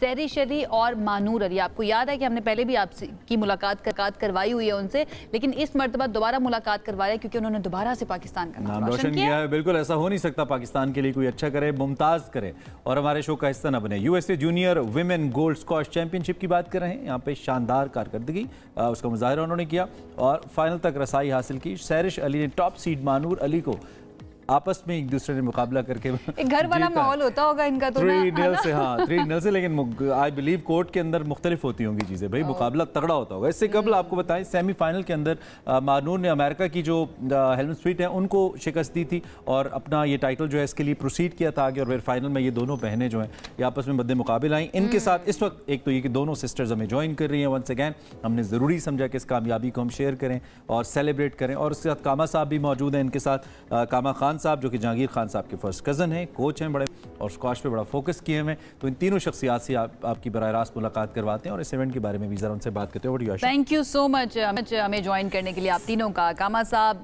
मानूर एंड सहरिश। मैं आगाज सहरिश से करना चाहूंगी क्योंकि she is the winner here. Sahrish runner up से करें आप, सहरिश वैसे ही जीत गई हैं तो आप चलें आपकी ख्वाहिश पे मानूर से करें। मानूर सबसे पहले बताएं, इस बात की ज्यादा खुशी है कि सहरिश जीत गई है या इसका ज्यादा दुख है कि आप हार गई हैं? मैं कहूँगी कि मुझे खुशी है कि सहरिश जीत गई और दुख नहीं है, क्योंकि हम दोनों में से जो भी जीते ट्रॉफी जो है तो घर ही आएगी। ट्रॉफी घर आती है, लेकिन मुकाबला तो होता है ना उसमें। This was the 4th time कि आप एक दूसरे के आमने सामने आई हैं। अभी तक क्या रहा है, स्टैट्स क्या रहे हैं, कौन कितनी बार जीता है? सहरिश और मेरा जो है तो क्लोज मैच गया था, 3-2 हुआ था, लेकिन सहरिश जीत गई। तो मैं कोशिश करूंगी कि अगली बार अच्छी परफॉर्मेंस दूं और वही मिस्टेक्स दोबारा रिपीट ना करूं। तो जब और सहरिश भी बहुत अच्छा, जब घर के अंदर कोई कॉन्फ्लिक्ट होता है तो अब ऐसा तो नहीं होता सहरिश कहती है जाओ एक मैच तक तो जीत नहीं सकती तो मुझसे बातें करिए, ऐसा होता है? होता है कभी कभी, लेकिन नॉर्मली हम लोग ज्यादा सपोर्टिव। अच्छा, नहीं आप दोनों बहुत अच्छी प्लेयर्स हैं, सारी बातें दो खेल रहे होते हैं तो एक नहीं जीतना होता, तो जिसका डे होता है वो जीत जाता है, मैं इस पे बिलीव करता हूँ। अब आप प्लीज कमेंट लीजिए विनर से भी। Sehrish you are the winner, बताएं ब्रैग करने का मजा आता है, ये बताने का मजा आता है कि देखो भाई मेरे से आज तुम्हें पंगा नहीं करना, मैं तुम्हें वरना दोबारा से हरा दूंगी। वैसे तो हम दोनों का बहुत ज्यादा क्लोज फाइट किया था, मतलब 3-2 हुआ था, 11-9 बहुत लंबा मैच किया था और हमने सेमीफाइनल में बहुत टफ फाइट्स की। शुरू से पहले मैच से बहुत टफ प्लेयर्स थी, बस हमने अपना बेस्ट दिया और जो हमने ट्रेनिंग की थी K2 स्क्वॉश में बस उसको परफॉर्म किया। और आप दोनों तो ट्रेन भी इकट्ठा करते होगे ना, इकट्ठा, और जब आप इकट्ठा ट्रेन करते हो तो आपकी स्ट्रेंथ्स वीकनेसेस का आपको अंदाजा होता है कि इस प्लेयर की क्या स्ट्रेंथ है क्या वीकनेस है। बीइंग सिस्टर्स तो आपको पता होगा कहाँ पे गलती कहाँ पे हुई फिर जिसकी वजह से नहीं कर सकी, मानूर नहीं कर सकी। हो सकता है सहरिश ने ज्यादा ऑब्जर्व कर लिया, अच्छा यहाँ पे ये कर रही है, ये इसकी वीकनेस है, और वो बहन समझते हुए उन्होंने फील ना होने दिया। प्लीज इस पे हमें बताइए। हम लोग दूसरे प्लेयर के लिए फुल प्लान बनाते हैं, लेकिन कभी कभी हम लोग बहुत ज्यादा कंफ्यूज हो जाते हैं, तो कामा सर ने इस बार हमारी बहुत हेल्प की। उन्होंने हमारे लिए फुल प्लान बनाया था। मतलब जब मैं कंफ्यूज होती थी तो वो मुझे कहते थे कि प्लेयर को इधर खिलाना है, इधर प्लेयर वीक है वगैरह। तो फिर हम उसकी वीकनेस में खेलते थे। फिर प्लेयर जब हार जाता था तो फिर उसके बाद वो खुद आके कहता था कि तुम लोगों ने बहुत अच्छा प्लान बनाया था और बहुत अच्छी स्ट्रेटेजी थी जिससे भाई आप थोड़ा सा हमें बताइए, आप अब मुझे नहीं पता is it your real name, लोग बड़ी जापानीज नामों वाली आती है आपके नाम से, but you are into squash. कैसा आपका एक्सपीरियंस रहा जी बीइंग कोच? बड़ा नाम है माशाल्लाह आपका और बड़े अच्छे प्लेयर्स निकल के आ रहे हैं थ्रू योर ट्रेनिंग, तो ये एक्सपीरियंस कैसा रहा और ओवरऑल स्क्वाश के अंदर कैसा आपका ये सफर चल रहा है? मेरा असल में रियल नेम जो है वो करामतुल्लाह खान है। बट मुझे काफी लोगों ने मेरा नाम बिगाड़ लगे थे, तो उनको मुश्किल होती है मेरा नाम लेते हुए। दैट्स व्हाई मेरा निकनेम मेरी फैमिली ने कामा रख दिया। जापानीज नहीं है। स्क्वाश आपको जैसे कि पता है कि squash is in my blood, मेरा फैमिली गेम है। मेरे कजन्स जानी खान साहब जो मेरे फूफो के बेटे हैं और मेरे वालिद साहब को स्क्वाश प्लेयर थे, सबने स्क्वाश खेली है। तो मेरा हमेशा ये ख्वाब था कि एक टॉप प्लेयर बन पाऊँ। तो अल्लाह का शुक्र है अच्छी लेवल की स्क्वाश खेली, मगर ये है कि अब मैंने कोशिश मेरी ये है कि जितना हो सके पाकिस्तान के बच्चों को और उनके प्लेयरों को सपोर्ट कर सकूं, उनको ट्रेन कर सकूं। तो मेरा एक्सपीरियंस काफ़ी रहा है। यूरोप में भी मैंने काफ़ी कोचिंग कराई है, काफ़ी कंट्रीज़ में। फिर अभी अमेरिका में भी मैं भी करा रहा हूँ। मेरा अपना अमेरिका में अपने दो ज़ाती क्लब है और उनकी रिसोर्स की वजह से मैं कोशिश कर रहा हूँ कि पाकिस्तान का नाम रोशन कराऊँ। डेफिनेटली वो नजर भी आ रहा है माशाल्लाह ये सैरिश और महानूर की सूरत में। वैसे तो जो ट्रेनर होता है उसके लिए तमाम खिलाड़ी जिनको वो ट्रेन कर रहा होता है वो सब बहुत ही स्पेशल होते हैं और कोशिश कर रहा होता है ट्रेनर के सभी जीतें। लेकिन महानूर और सैरिश इन दोनों में आपको क्या लगता है कि आपको कितनी मेहनत एक तो करनी पड़ी और आपको पता कैसे चला कि इनके अंदर जो टैलेंट है वो बहुत ही ज़बरदस्त है, और महानूर की वीकनेसेस आपको कहाँ नजर आई जिसकी वजह से वो हार गई? माशाल्लाह से मैं हमेशा से पहले ही बोलता है कि पाकिस्तानी हमारे जो बच्चे हैं उनमें जो प्लेयर्स हैं उनमें टैलेंट और पैशन बहुत है। सिर्फ थोड़ा सा उनको टैक्टिकल वर्क सिखाना है कि how the new squash is working, like क्या गेम प्लान होना चाहिए, how to follow the game plan, कैसे डिसिप्लिन रहना चाहिए कोर्ट में। तो मैंने काफी पहले बार बोला था कि पाकिस्तानी बच्चों में टैलेंट और पैशन बहुत है। तो सिर्फ इनके डिसिप्लिन पे काम करना है, इनको गेम टैक्टिक्स सिखानी है, इनको सिखाना है कि कहाँ पे क्या शॉट मारनी है, कहाँ पे क्या करना है और कहाँ पे किस चीज को फोकस करना है। और ऑब्वियसली एज अ कोच मैं जब बाहर से देखता हूँ प्लेयरों को तो मैं उनको बताता हूँ कि उस प्लेयर की या ये वीकनेस नजर में जा रही है तो उसकी वीकनेस पे काम करना है। और ये तो हो गई इन दो प्लेयर्स की पोटेंशियल की बात जो कि नजर भी आ रहा है, जाहिर बात है the way they are growing, they are you know tackling the whole tough matches, वो तो एक अलग बात है। Overall potential being coach being player आप क्या देखते हैं पाकिस्तान के अंदर, इन पर्टिकुलर गर्ल्स के अंदर, और what is the right age for a girl to play squash? आपके ख्याल में कौन सी सही उम्र होगी अगर किसी पेरेंट ने अपनी बेटी को स्क्वाश खिलानी है तो वो उस एज में उसको ट्रेन करना शुरू कर दें? राइट एज क्या होगी बीइंग कोच, बताइए। मेरे अंदाज से early is possible, like 7, 8, 9 is a good age. But मेरा believe है कि you can start any age if you are passionate enough. और आप में यानी कि ट्रेनिंग आपका end of the day वो कहते हैं ना कि अगर आपने अच्छा बनना है तो it's never too late. तो अगर आप work hard करें, discipline रहें तो आप किसी एज में भी आगे निकल सकते हैं। जहाँ तक मेरा क्योंकि ये तीनों बहनें में जो सबसे बड़ी वाली जो महविश है वो उसने थोड़ा सा लेट स्टार्ट किया, मगर अभी वो पाकिस्तान नंबर 1 है, इन तीनों बहनों के साथ जा रही है और वो आगे काफी माशाल्लाह से उसने काफी इंप्रूवमेंट दी है लास्ट 3 मंथ्स में मेरे साथ ट्रेनिंग करके, और माशाल्लाह ये दोनों फॉलो कर रही हैं। तो मेरा कहने का मतलब है it's better to start early as possible. का मतलब प्रीरिक्विजिट्स भी होती हैं कुछ, कोई खास खुसूसियात भी होती हैं कि ये इस बच्चे के अंदर ये टैलेंट मौजूद है, या कोई भी सीख सकता है स्क्वाश, कोई भी चाहे, लाइक अगर मैं भी चाहूँ तो जाकर सीख सकती हूँ? Obviously talent is important, you know talent का होना इम्पोर्टेंट है, मगर you know if you don't work hard, you know, then talent stays and hard work goes always further. अच्छा चलें दोबारा से अब जरा चैंपियंस पे आते हैं। सो महानूर और सैरिश ये बताइए कि जब दो प्लेयर्स खेल रहे होते हैं किसी सर्टन शॉट के ऊपर when somebody reacts, गुस्सा भी आता है आपको, आप आगे से कुछ कलिमात भी ऐसे पास करते हैं, आखिरी जो आपकी ऐसी एक्सचेंज ऑफ वर्ड्स हुई है कब हुई और क्या हुई? If you guys could let us know. सही बताना। I would say ऐसा कुछ नहीं हुआ था हमारे आई थिंक दोनों बहुत अच्छी बच्ची हैं। नहीं कुछ तो हुआ होगा। हाँ प्लीज प्लीज। मैंने मानू पे उनके मारी थी, पेस ने मुझ पे निक्स मारी थी, मतलब finishing shot. और सर काफी हैरान थे कितनी So shot versus shot, there was no comments, but they were shots, like they were giving the answer through their rackets. अच्छा अच्छा। तो आप बीइंग कोच, जब इन दोनों का कंपटीशन हो रहा होता है, इस फैक्टर को कितना बीइंग कोच लेके आने की कोशिश करते हैं? दैट पर्टिकुलर स्पोर्ट्समैन वाला एग्रेशन जो कि लीड करता है आपको to perform harder and better. ये लाने की कितनी कोशिश करते हैं? सपोर्ट किसको करते हैं? दोनों ही आपकी अपने दोनों ही आपके एथलीट्स हैं। जी कामा साहब। नहीं, टू बी ऑनेस्ट, लाइक मैं तो वहाँ मैच देखा तो मैं तो खुश था, आराम से रिलैक्स चिल बैठा था कि मेरे दोनों बच्चे फाइनल में, तो डजंट मैटर, जो अच्छा खेलेगा वही जीतेगा एंड ऑफ द डे, मगर ट्रॉफी घर पे ही आनी थी। लेकिन रेस का एक घोड़ा होता है ना जिसके ऊपर आप बेट लगाते हैं कि यार ये घोड़ा जो है ना, इसके बारे में मुझे पता है कि ये सही दौड़ेगा। तो वो रेस का घोड़ा इन दोनों में से कोई ऐसा, मैं एग्जांपल के तौर पे यूज कर रहा हूँ, आप जिनके ऊपर आपने कहा कि नहीं आई बेट कि she can do it. I mean to be like, हर किसी ने यही कहा था कि मानूर जीतेगी, हर किसी ने, मगर अच्छा तो सरप्राइज हो गया। सरप्राइज हो गया। मुझे लगता है वो सब कह रहे थे ना, वो बातें ही लग गई सैरिश को, और सैरिश ने कहा कि नहीं। आपका बहुत शुक्रिया, आप हमारे साथ मौजूद रहे। You are pride.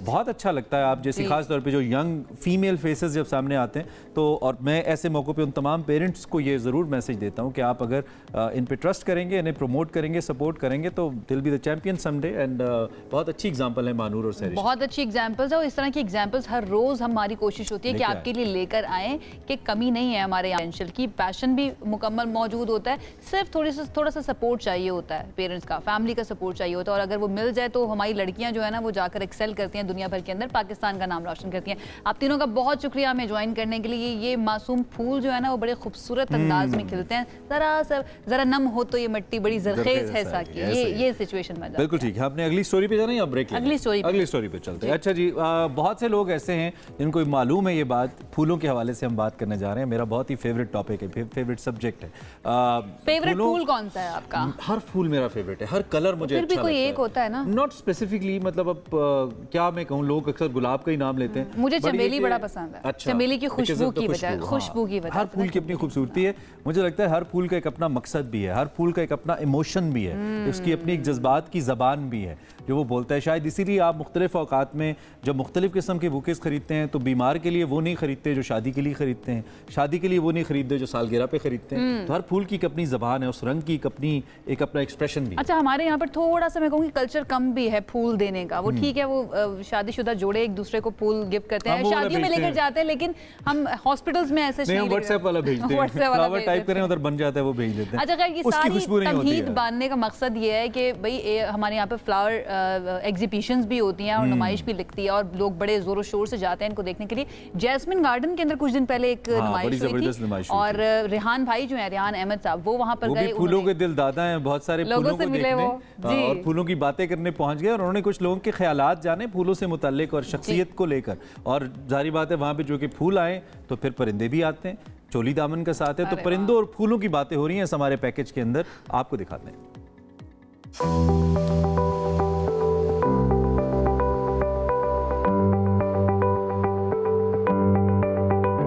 मैं इस वक्त मौजूद हूँ इस्लामाबाद में मुनक्किद होने वाली फ्लावर एंड बर्ड एग्जीबिशन के अंदर।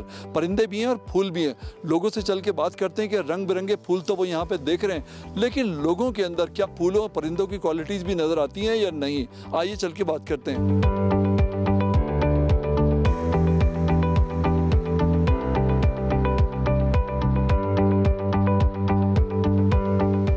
सबसे ज़्यादा कौन सा फूल आपको पसंद है? फूल तो वैसे सारे ही बड़े खूबसूरत होते हैं, लेकिन यहाँ पे इतने कलरफुल फ्लावर्स हैं कि आप ये डिसाइड नहीं कर सकते कि आप किसको कह सकते हैं कि ये वाला अच्छा है और ये वाला अच्छा नहीं है। इतने कलर्स हैं ऐसे कि आपने पहले ऐसे कलर नहीं देखे होंगे, like dark purple, yellow, blue colour का आपने कभी फूल देखा? यहाँ आपको डिस्प्ले हुए नज़र आएंगे। आपको सबसे ज़्यादा कौन सा फूल पसंद है और कौन सा फूल नापसंद है? मुझे सबसे ज़्यादा ब्लैक रोज़ पसंद है, और जो नहीं पसंद वो येलो। ब्लैक रोज कलर नहीं बदलता और येलो जो है वो नफरत का है, इसलिए नहीं पसंद। फूलों के साथ कांटे भी होते हैं, कैसे पता चले देख कर के इस फूल के साथ कांटे हैं, उससे बच कैसे सकते हैं जिंदगी में हम? कांटे आई थिंक हर चीज़ में आएंगे, आपको बस ये पता होना चाहिए कि जहाँ बुराई हो रही है वहाँ आपके साथ अच्छाई भी होगी। एंड आई थिंक अल्लाह ताला आपके साथ अगर कुछ बुरा हो रहा है तो ऐसा ज़रूर होगा कि उसके बाद आपके साथ कुछ बहुत अच्छा होगा उसके बाद। आपको ज़ाती तौर पे कौन सा फ्लावर बहुत ज़्यादा पसंद है? मुझे ब्लैक रोज़ काफ़ी ज़्यादा पसंद है और वही यहाँ पे मैं आई थी कि यहाँ पे कुछ डिस्प्ले हुआ होगा। ज़िंदगी में लोग आपको किस तरह के पसंद है, चाहे वो फ्रेंड्स हों या मिलने वाले हों? फ्लावर्स की क्वालिटीज़ के हवाले से मैं पूछ रहा हूँ। जो लोग स्ट्रेट फॉरवर्ड होते हैं, जो चीज़ नज़र आ रही होती है वैसे ही होते हैं, तो वैसे लोग, जाहिर बात है सबको ही ऐसे लोग पसंद होते हैं, तो इसी तरह मुझे। जैसे कि ब्लैक रोज़। बिल्कुल सही बात है। सबसे ज़्यादा फेवरेट आपका जो फ्लावर है, फूल है, वो कौन सा है? मुझे तो मोतिया पसंद है सबसे ज़्यादा। आपकी ज़िंदगी में कोई ऐसा रिश्तेदार या आपका ऐसा कोई दोस्त है या आपकी कोई सहेली है जो मोतिया की तरह खूबसूरत हो? मेरा अपना बच्चा बहुत प्यारा है, मोतिया की तरह। क्या बात है, माशाल्लाह। और आपके हस्बैंड जो है वो कौन से फूल की तरह हैं? हस्बैंड को किसी फूल से नहीं जोड़ना चाहती हैं आप? नहीं, बस वो बहुत अच्छे हैं, बस ये कहूँगी उनके बारे में।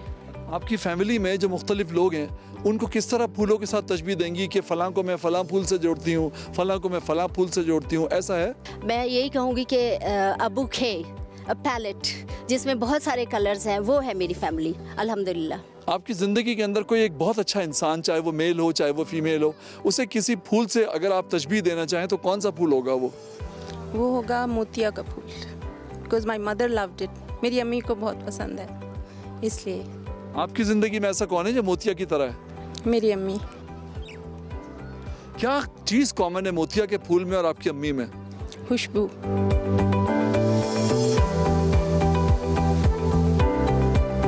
तोतों की परवरिश तो आप करते हैं, उनके साथ टाइम भी स्पेंड करते हैं, तो इसमें सबसे कीमती तोता जो है, बर्ड होता है, वो कौन सा होता है? पैरट। जी, पैरट्स में इस वक्त हमारे पास ग्रीन विंग मैकॉ है, वर्ल्ड सेकंड लार्जेस्ट पैरट है ये। आपकी ज़िंदगी में ऐसे लोग आए, ऐसे दोस्त आए जिनकी मिसाल आप इसके साथ देना चाहेंगे? मेरा एक बहुत अच्छा दोस्त है, अजीम नाम है उसका। बहुत से मौक़ों पर मुझे काम भी आता है और वो जिस तरीके की भी हेल्प मुझे चाहिए हो वो मुझे हेल्प करता है।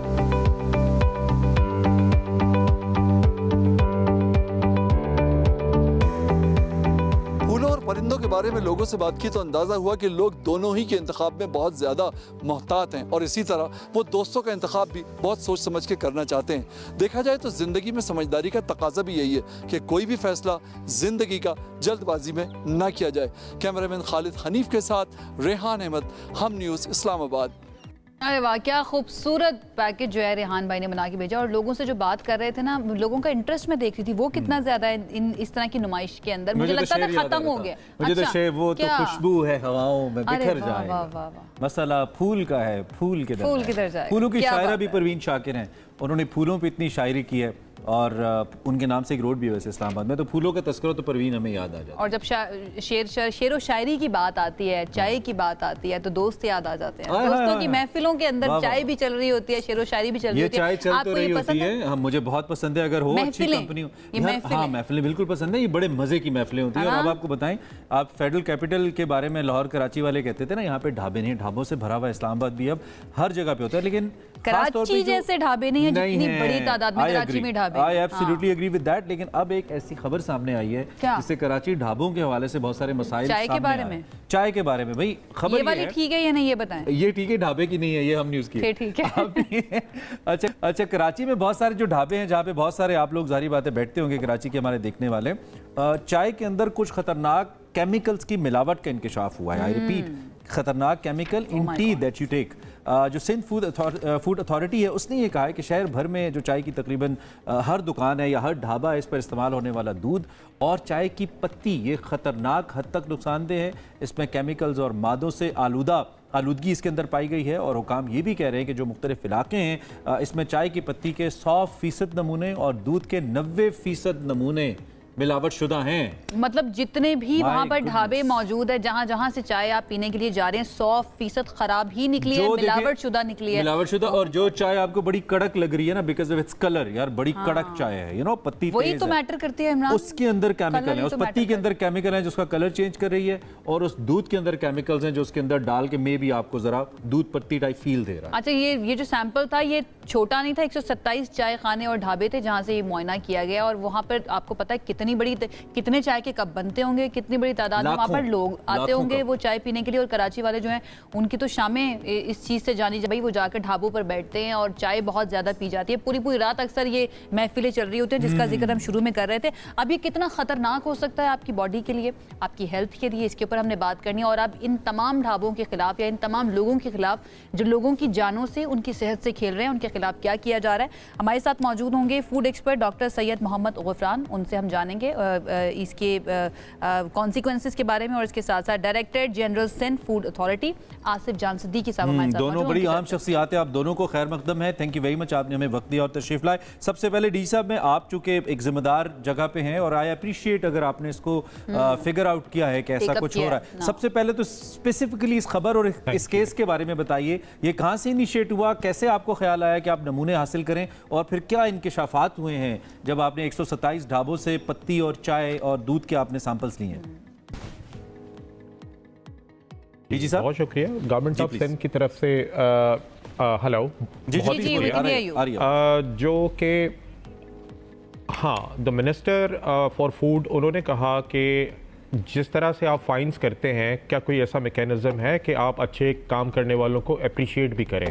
तो हमने कहा कि हम ऐसा एक प्रोग्राम बनाते हैं, तो we actually made a sticker, green thumbs up sticker हमने बनाया कि वो हम लोगों को दें, अच्छे लोग जो भी काम करने वाले हैं।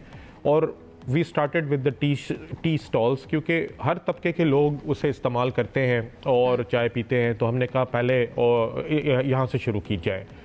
तो 127 हमने चेक किए और बदकिस्मती से हमें एक नहीं ऐसा मिल सका कि जिसको हम ग्रीन थम्स अप स्टिकर जारी कर सकें। दूध 80% में कंटेमिनेशन, 10% में पानी, 10% प्योर मिल्क भी मिला, लेकिन पत्ती के तो 100% सैंपल्स जो है वो फेल हुए, और उसमें कलर मिलाया गया था, नॉन फ्रूट ग्रेड कलर पाया गया, और जो है एक कुछ ख़ास केमिकल्स हैं जो कि एक ख़ास मिकदार से ज़्यादा पाए गए जो मुज़र सेहत हैं।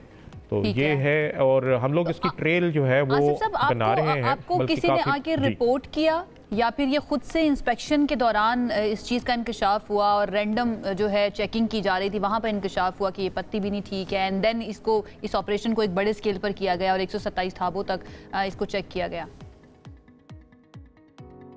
जी, जैसे कि मैंने अर्ज़ की कि हम लोग तो अप्रिशिएट करने निकले थे किसी को, कि हम लोगों को अवेयर करें कि इतने सारों में से ये अच्छा है, आप इससे चाय पिया करें, ताकि खुद स्टैंडर्ड्स जो है दूसरे देख करके अपना ऊपर करें।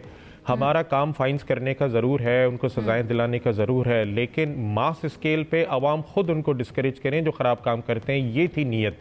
तो अब हम लोग उसकी ट्रेल बना रहे हैं कि इनको सप्लाई कौन करता है। ये देखें, इनको एक बेनिफिट ऑफ डाउट भी मिल सकता है ना कि इस पे भी हम आ जाते हैं बाद में, इसके क्या आपने किया, लेकिन कौन से नमूने मिले हैं, आई मीन कितने खतरनाक नमूने हैं, वो क्या कर सकते हैं, दूध के अंदर क्या मिला है, पत्ती के अंदर क्या मिला है, और वो हमारी सेहत के साथ क्या कर सकते हैं, थोड़ा सा अगर इस हवाले से हमें बताइए। सर, डॉक्टर गफरान साहब हमारे साथ मौजूद हैं, और डॉक्टर साहब टेक्निकली बहुत अच्छी इस पे महारत रखते हैं। मेनली हमें डिटर्जेंट भी उसमें मिला, हमें डिटर्जेंट भी मिला, और सोडियम भी मिली, सोडियम बोरिक एसिड वगैरह से वो डालते हैं, स्टार्च भी मिले हमें, और भी कुछ ऐसी चीजें जो कि मुझे सेहत है। तो आपकी इजाजत से बेहतर डॉक्टर गफरान, ये नाम सुन के ही पता चलता है कितना खतरनाक है ये। डॉक्टर साहब, आप चूंकि हैं लाइन पे, तो जरा डी साहब को असिस्ट करें और बताएं ये जो नमूने मिले हैं, अगर रिपोर्ट आपने भी पढ़ी है तो प्लीज बता दें, और ये क्या करेंगे जी हमारी सेहत के साथ जो हम पी रहे हैं रोजाना चाय की सूरत में। जी अस्सलाम वालेकुम जी, बिल्कुल ऐसा ही है जैसा डीजी साहब ने अभी फरमाया। मुख्तलिफ जो दूध के नमूने जो है यहाँ में मौसूल हुए थे, उसमें इजाफा फॉर्मलिन तो नहीं, लेकिन बहरहाल जो बाकी चीज़ें निकलती हैं जिसमें क्वाटरनरी अमोनियम सॉल्ट्स हो गए, नमक हो गया, चीनी हो गई, इसी तरह से जो है वो डिटर्जेंट हो गया। डिटर्जेंट का सर एक बड़ा मसला है। डिटर्जेंट जो है वो अगर आप देखें घर में आप कितनी अच्छी चाय बनाने की कोशिश करें, वैसा झाग नहीं आता जैसा आपको जो है वो ढाबे के जो है वो चाय के अंदर मिल रहा होता है। ये जरूर है कि आप फेंट के अच्छी जो है वो झाग वाली चाय बना सकते हैं, लेकिन एक खास किस्म का झाग जो है ना वो डिटर्जेंट की मौजूदगी में आ रहा होता है। और हमारे पास दूध के बहुत सारे नमूनों में झाग जो है वो सामने आया है और डिटर्जेंट भी उसके अंदर प्रेजेंट आया है, तो ये एक बड़ी अलार्मिंग सी चीज है। अब अक्सर ये सवाल करते हैं कि डिटर्जेंट का क्या नुकसान हो सकता है, तो सिंपल सा जवाब है सर, आप सुबह शाम पानी में जो है वो डिटर्जेंट अगर पीना शुरू कर दें तो क्या होगा? सबसे पहले तो आपका मैदा खराब हो जाएगा, अल्सर होने के चांसेस होते हैं ज्यादा मिकदार। ये तो डॉक्टर साहब हम मीम्स में देखते थे कि फलां ने सर्फ खा लिया, ये तो हम सर्फ पी रहे हैं। सर पीना हमने शुरू कर दिया। थोड़ी मिकदार में डलता है, लेकिन बहरहाल चल रहा है। किसी ने उस मीम को ना ज्यादा ही सीरियस ले लिया है। लेकिन गफरान साहब, ये जो अब शहरी हैं, अब वो भी तो चाहते हैं ना कि उनको झाग वाली चाय मिले और उनको पता चले कि अच्छी चाय कहाँ से मिल रही है, और इसका बोलबाला भी बड़ा होता है भाई वहाँ भी बड़ी डिटर्जेंट वाली नहीं। अब पता कैसे चलेगा कि कौन सी चाय डिटर्जेंट वाली है और कौन सी चाय सही वाली है? शहरी अपने तौर पे कैसे पता करें? देखें, ये काम तो शहरी अगर पता कर रहे होते तो मेरा ख्याल पहले ही छोड़ चुके होते।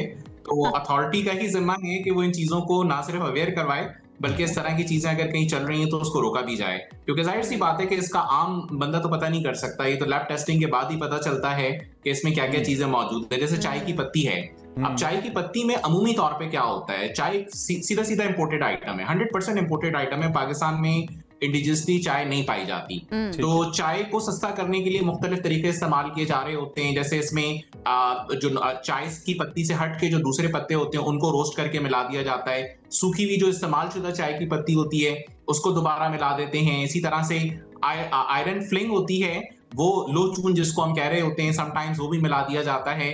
और जब जाहिर सी बात है ये सब चीजें मिलाएंगे तो उसका कलर कम हो जाएगा, उसके अंदर जो है वो और दूसरी प्रॉपर्टीज उसकी लूज होना शुरू हो जाएंगी। तो उसको ओवरकम करने के लिए क्या करते हैं, सिंथेटिक डाइज मिलाते हैं। तो वो सिंथेटिक डाइज आमतौर पे टेक्सटाइल डाइज होती हैं। डीजी साहब की तरफ जरा आपकी इजाजत से गफरान भाई मैं जानना चाहूंगा। डीजी साहब, मेरा आपसे सवाल ये था कि जो अशिया जैसे पत्ती या फिर दूध है, ये पीछे से मिलावट हुआ आ रहा है मार्केट से, इन ढाबों तक पहुंच रहा है, या ढाबे वाले गड़बड़ कर रहे हैं इसके अंदर? ये क्या आपकी फाइंडिंग है इसको लेकर? हाँ, पहले तो मैं ये कहूँ आपकी इसके बाद कि every tea is not fantastic, specially the tea in Karachi dhabas. Good one Asif sahab, good one. तो थैंक यू।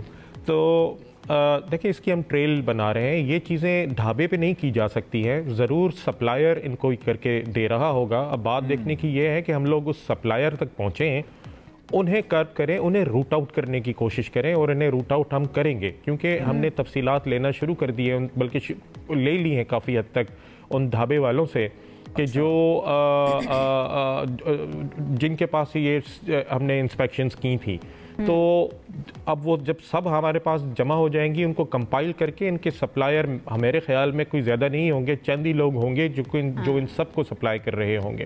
तो it will lead to somewhere in a big place like Jodia Bazaar हो गई, या और कोई ऐसे छुपाकर कोई कहीं काम कर रहा है, तो हम वहाँ पर पहुँचेंगे। ऐसे ही दूध वालों के साथ भी, क्योंकि डेयरी एसोसिएशन वालों ने मुझे इस काम पर अप्रिशिएट किया। उन्होंने कहा हम तो प्योर दूध बेचते हैं, और जो मिलावट वाला बेचते हैं ज़रूर वो सस्ता भी होगा, और जो है उससे हमारा बिजनेस भी खराब हो रहा है। उसके अंदर बिल्कुल मसला आ सकता है। अच्छा आसिफ साहब, हमारे साथ एक कॉलर भी मौजूद हैं, काशिफ, उनकी तरफ चलते हैं, उनसे जरा बात करते हैं। काशिफ लगता है डिटर्जेंट वाली पी बैठे हैं। काशिफ, मुझे लगता है जानना चाह रहे होंगे कि कैसे पता चले भाई कहाँ की चाय ठीक है, कहाँ की नहीं ठीक। जी काशिफ, बताइएगा क्या सवाल है आपका? जी, मैं ये कहना चाह रहा हूँ, मेरी आवाज आ रही है आपको? जी आ रही है, बिल्कुल आ रही है। काशिफ साहब आ रही है, बिल्कुल बोलिए। अच्छा, मैं ये कहना चाह रहा था कि ये जो इन्होंने डिटेक्ट किए हैं कि ये 127 ढाबों में ये प्रॉब्लम है, तो क्या इन्होंने इन सब ढाबों को सील कर दिया है? एक तो ये क्वेश्चन था। दूसरा ये कि इस्लामाबाद के जो ढाबे हैं उन पे किस दिन इंस्पेक्शन होगी? बस ये दो क्वेश्चन। काशिफ भाई, इस्लामाबाद के ढाबों की चाय में भी झाग होती है जब आप पीते हैं, नजर आती है ज्यादा? जी, खतरनाक है सर, एहतियात करें फिर। जब इस्लामाबाद की इंतजामिया को भी कोशिश करें, ये बेड़ा हम उठाते हैं, इंशाल्लाह इसकी इंस्पेक्शन कराते हैं। लेकिन आपने बहुत अच्छा पॉइंट उठाया। डी साहब, आपने सील किया इन ढाबों को या लोग चाय पी रहे हैं अभी वहां पे? सर देखिए, प्रीमिसेस सील करने का हमें अख्तियार नहीं है। हम लोग फाइन्स कर सकते हैं, वो चीज़ें डिस्कार्ड कर सकते हैं जो उनके इस्तेमाल में है। मैंने कहा ना कि सर ये कोई 127 ढाबे हैं नहीं यहाँ पर, तो मतलब there must be hundreds of dhabas here. तो हम लोग देखें, ये there is a delicate balance between the rights of the people and the rights of a vendor. अब इसको बेस बनाते हुए हम अगर ये सील करते चले जाएंगे तो बिजनेसेस पर भी अफेक्ट पड़ सकता है। तो हम लोग उस सप्लायर, लेकिन सेहत पर जो अफेक्ट पड़ रहा है और भी आसिफ साहब, वो भी तो बड़ा इंपॉर्टेंट है और स्टेट की ही, इंतजामिया की ही रिस्पॉन्सिबिलिटी होती है ना सेहत का ख्याल रखना तमाम शहरियों के। और वैसे मैकेनिज्म क्या है जो आप कह रहे हैं? अगर आपका मैंडेट नहीं है तो ये किस अथॉरिटी का मैंडेट है जो इनको सील कर सकता है? अगर फूड अथॉरिटी का नहीं, देखें, सील प्रीमिसेस की बात कर रहा हूँ मैं, प्रोडक्ट्स की नहीं कर रहा हूँ। हम प्रोडक्ट्स को सील कर सकते हैं, प्रोडक्ट्स को डिस्कार्ड कर सकते हैं और उसको जो ये बेच रहा है उसके खिलाफ कानूनी कार्रवाई करते हुए ऑनरेबल कोर्ट से उसे सज़ा भी दिलवा सकते हैं, जेल भी दिलवा सकते हैं, ये सब कुछ कर सकते हैं। प्रीमिसेस एज सच सील करने के जो अख्तियारात हैं, फिर वो उसको बहुत गलत उस पे भी इस्तेमाल किया जा सकता है। इनमें से किसी को अदालत लेके जाने की कोई कार्रवाई शुरू हुई है कि इनको सजा दी जाए? और फाइन्स के बारे में भी बताइएगा, फाइन्स कितने होते हैं नॉर्मली? क्योंकि कुछ लोग होते हैं वो फाइन दे के बड़ी जिम्मा भी हो जाते हैं। एग्जैक्टली देखें, मैं यही नहीं चाह रहा हूँ कि इनको हम लोग फाइन्स करें, क्योंकि छोटी दुकानें हैं, कुछ बड़ी भी होंगी। फ़ाइन के अख्तियारात तो 10 लाख रुपए तक हैं, 5 लाख रुपए तक हैं। बात यह है कि हमें चीज़ें सुधारनी है ना, तो फ़ाइन से चीज़ें, फ़ाइन्स इसलिए हैं कि वो सुधरें, लेकिन हम लोग चाह रहे हैं कि इनकी जो मेन सप्लायर है, 1 दफ़ा का फ़ाइन, 2 दफ़ा का फ़ाइन, 3 दफ़ा का fine, there are thousands of such shops here. हमारे लोग तो इतने टाइम खत्म हो गया। एक तो आप दोनों का बहुत शुक्रिया, गुफरान साहब का भी और आपका भी, कि आप तशरीफ लाए और इस इंपॉर्टेंट मौजू पे बात की, चूँकि पब्लिक इंटरेस्ट का है। और हम उम्मीद है कि आप इसको ऐसे ही नहीं छोड़ेंगे, इसको आप पाए तकमील तक पहुँचाएंगे। You will reach to the people who are actually doing this all, और इंशाल्लाह उनको सज़ा भी मिलेगी। इसके साथ साथ तमाम जो ढाबे वाले हैं, क्योंकि ढाबों पर टेलीविज़न देखा जाता है और हम आई बिलीव देखे जा रहे हैं, एक तो आपके ऊपर इखलाकी जिम्मेदारी है कि आप अपने रिस्क को हराम ना करें महज इसके लिए कि आपकी सेल ज़्यादा हो, नंबर 1। नंबर 2, जो चाय पीने वाले हैं, जो हमारे जैसे शौकीन ख़वातीन हज़रात हैं, उनके लिए फिर एक इंतबा ज़रूर है कि वो एहतियात करें, जहाँ पे भी जाएँ देख लें। और एक और बहुत ज़रूरी चीज़ कि हर बिज़नेस ऐसा नहीं कर रहा है। इसका ये मतलब नहीं कि आप हर बिज़नेस को ऐसा समझना चाहिए। हज़ारों ढाबे हैं। हमारा मकसद ये नहीं है कि हम किसी के कारोबार को ख़राब करें, लेकिन quality products are very important because इनका ताल्लुक आपकी ज़िंदगी से है। ये बहुत ज़रूरी है। एक ब्रेक की तरफ जाते हैं, साथ रहिए। Welcome back once again. Pakistan की मईशत का भी थोड़ा सा जिक्र कर लेते हैं। अभी जब ब्रेक चल रही थी तो एक ब्रेकिंग न्यूज़ आपने देखी होगी, अगर आपने ट्यून इन किया हुआ है हम न्यूज़, और वो ये थी कि दूसरी किस्त जो है पाकिस्तान को मिल चुकी है $760 मिलियन की फ्रॉम IMF। स्टेट बैंक ने कंफर्म भी कर दिया इसको, और बजट भी आने वाला है। तो इस सिलसिले में महंगाई, ज़र मुबादला के ज़खायर, सरमायाकारी में कमी और कारोबारी एतमाद जैसी अहम मसाइल जो हैं वो भी हुकूमती पॉलिसी साजों के लिए एक बहुत बड़ा इम्तहान बन चुके हैं। ऐसे में जो कौमी बजट है उसकी तैयारी एक नहायत अहम मरहला है, क्योंकि यही बजट आने वाले माली साल के लिए मुआशी समत का तयन करेगी और बताएगी कि गवर्नमेंट के लिए क्या क्या चीज़ें प्रायोरिटी पर हैं और क्या प्रायोरिटी पर नहीं। इसमें पाकिस्तान में मौजूद गैर मुल्की सरमायाकारों की नुमाइंदा तंजीम है overseas investors chambers of commerce and industry. उसने पाकिस्तान को बजट से मुताल्लिक कुछ आम सिफारिशात पेश की हैं। मुल्क का सबसे पुराना और बावकार कारोबारी चैम्बर है। इसकी रुकनीत में 200 से ज़ायद गैर मुल्की कंपनीज़ हैं। इन कंपनीज़ का ताल्लुक मुख्तलिफ 31 ममालिक से है और ये पाकिस्तान के बैंकर्स, तवानाई, टेलीकम्युनिकेशन, ऑटोमोबाइल और जो कंज्यूमर गुड्स हैं इसको लेकर, या फार्मास्यूटिकल हैं, इन सभी शोबों से ताल्लुक है। ऑलमोस्ट 14 ऐसे शोबे हैं जिससे इसका ताल्लुक है। तो हमने इस पर बात करनी है। टाइम सिफारिशात क्या हैं और क्या तजावीज़ हो सकती हैं। इस वक्त हमारे साथ secretary general overseas investors chambers of commerce and industry Abdul Aleem साहब मौजूद हैं, जिनसे हम एक्सक्लूसिवली इस बारे में बात करेंगे। और हमारे साथ हमारे panel guest, in house guest actually Farhan Bukhari साहब भी मौजूद हैं, इनसे भी हम इस बारे में बात करेंगे। Thank you very much sir. Farhan साहब बहुत शुक्रिया and welcome sir. Abdul Aleem साहब, आई होप आप ठीक ठाक हैं। सबसे पहले तो बजट स्पेसिफिक तजावीज़ की हम चूँकि बात कर रहे हैं और आपकी तंजीम का एक बड़ा रोल है, बिकॉज जिन शोबों को आप जिनके अंदर डील करते हैं, जो आपका मैंडेट है वो बड़ा तगड़ा है। तो क्या तजावीज़ हैं, आप कैसे देख रहे हैं इस आने वाले बजट को लेकर, आपकी तंजीम कैसे देख रही है? जी बहुत शुक्रिया, आपने मुझे मौका दिया कि मैं आपने मेरा अच्छा इंट्रोडक्शन दे दिया मेरी ऑर्गेनाइजेशन का। सिर्फ टैक्स के सिलसिले में मैं ये बता दूं कि हमारी ये जो 200 कंपनियां हैं ये पाकिस्तान का 1/3 टैक्स देती हैं। अच्छा। तो पाकिस्तान के अगर आप टॉप 10 या 20 टैक्स पेयर्स लें तो मेजॉरिटी जो है वो हमारे मेंबर्स हैं। तो ये कोई हम एहसान नहीं करते, मतलब इसी मुल्क में कमाते हैं, इसी मुल्क में बिजनेस कर रहे हैं तो हम टैक्स देते हैं। इस पर जो हमने तजावीज़ दी हैं, देखिए पाकिस्तान में टैक्स कलेक्शन जो है वो कोई 12 से 13 ट्रिलियन के दरमियान IMF से हमने एग्री किया है। वो हमारी इकोनॉमी के लिहाज से बहुत कम है, यानी टैक्स टू GDP रेशो जो है हमारी जैसी इकोनॉमी के लिए कम से कम 14 और 15 के दरमियान % होना चाहिए। इस वक्त गवर्नमेंट ने बड़ी मेहनत की है तो भी वो जाके कोई मुश्किल से 10% बन रहा है। तो हमने जो इस वक्त तजावीज़ दी हैं वो ये कि जो एग्जिस्टिंग टैक्स पेयर्स हैं उनको ना बहुत बर्डन किया जाए। बहुत सारे जो टैक्स पाकिस्तान में बिजनेसेस हैं, खासतौर से रिटेल है, होलसेल है और रियल एस्टेट है, सर्विसेज में बहुत सारे हैं, वो टैक्स नहीं दे रहे हैं। तो हम ये कह रहे हैं कि आप उनको मतलब इकोनॉमी में जिसका जितना शेयर है उस लिहाज से टैक्स दिया जाए। तो हमारे जो मेजर रिकमेंडेशंस हैं, एक तो ये है कि ब्रॉडनिंग द टैक्स बेस किया जाए। गवर्नमेंट को भी इसका एहसास है, लेकिन जाहिर है इसमें मुश्किल होगी। जो जिन लोगों ने पहले टैक्स नहीं दिया है उनको उनसे टैक्स लेना इतना आसान नहीं होगा। लेकिन जिस तरफ हमारा ज़्यादा इशारा है कि पाकिस्तान को इंडस्ट्रियलाइज होना है, पाकिस्तान को ग्रो करना है, पाकिस्तान में एम्प्लॉयमेंट बढ़ाने की ज़रूरत है, उसके लिए ज़रूरी है कि हम मैन्युफैक्चरिंग को इंसेंटिवाइज करें। इस वक्त ज़्यादातर टैक्स जो आ रहा है इंडस्ट्रीज से आ रहा है और सर्विसेज से आ रहा है। तो उससे हटके रिटेल ट्रेड और एग्रीकल्चर है उनको भी प्रोपोर्शनेटली टैक्स किया जाए। और हमारी जो बात भी हो रही है अलीम खान साहब के वो जो एग्रीकल्चर है, इनफैक्ट अब तो जो पेंशन्स लेते हैं लोग उनके ऊपर भी, पेंशन टेकर्स के ऊपर भी बात की जा रही है टैक्स लगाने की। मैं ये जानना चाह रही हूँ आपकी सिफारिशात का मकसद, आप ये चाह रहे हैं कि 1/3 जो टैक्स देती है या आपकी ऑर्गेनाइजेशन, इसको कम किया जाए या फिर बाकी जो जितने भी शोबे हैं उनको भी उसी तरह से अपना हिस्सा डालना चाहिए या टैक्स नेट के अंदर लाना चाहिए? मकसद मैं सिफारिशात का जानना चाह रही हूँ। जी आप बिल्कुल सही कह रही हैं कि हमारी रिकमेंडेशन ये नहीं है कि आप हमारा कम करें और औरों से भी लें। कहने का मकसद ये मुल्क को बहुत ज्यादा टैक्स की जरूरत है, डेवलपमेंट के लिए जरूरत है। तो इसके लिए आपको इंसेंटिवाइज करना है आपके जो टैक्स जो सेक्टर्स जिसमें आपको मैन्युफैक्चरिंग है, IT है, और इन सेक्टर्स को आपने इनकरेज करना है क्योंकि पाकिस्तान में स्किल डेवलपमेंट की ज़रूरत है। तो इन सब चीज़ों के लिए अच्छा, ख़ास तौर से पाकिस्तान में कंपनीज जो हैं वो रजिस्टर्ड नहीं होती हैं स्टॉक एक्सचेंज में।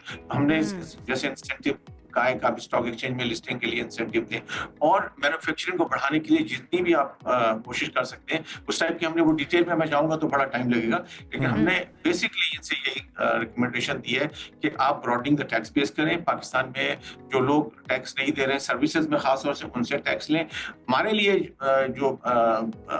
हमारे जो ग्रुप के लिए इम्पोर्टेंट है वो ये कि आप इनके लिए आप सिस्टम को सिंप्लीफाई करें। मतलब पाकिस्तान में हो ये रहा है कि टैक्स लॉस तो बन जाते हैं उसको, लेकिन फिर अप्लाई नहीं किया जाता उसको, वो एकदम सरप्राइजेस आ जाते हैं। इम्प्लीमेंटेशन का मसला है, वो भी आप वो consistent ease in doing business के बहुत सारे मसाले। तो आपकी इजाजत से जरा फरहान साहब की भी मैं राय इस पे ले लूं, टाइम कम है। तो सब आपका क्या टेक है? जी बहुत शुक्रिया जी, अस्सलाम वालेकुम अलीम साहब।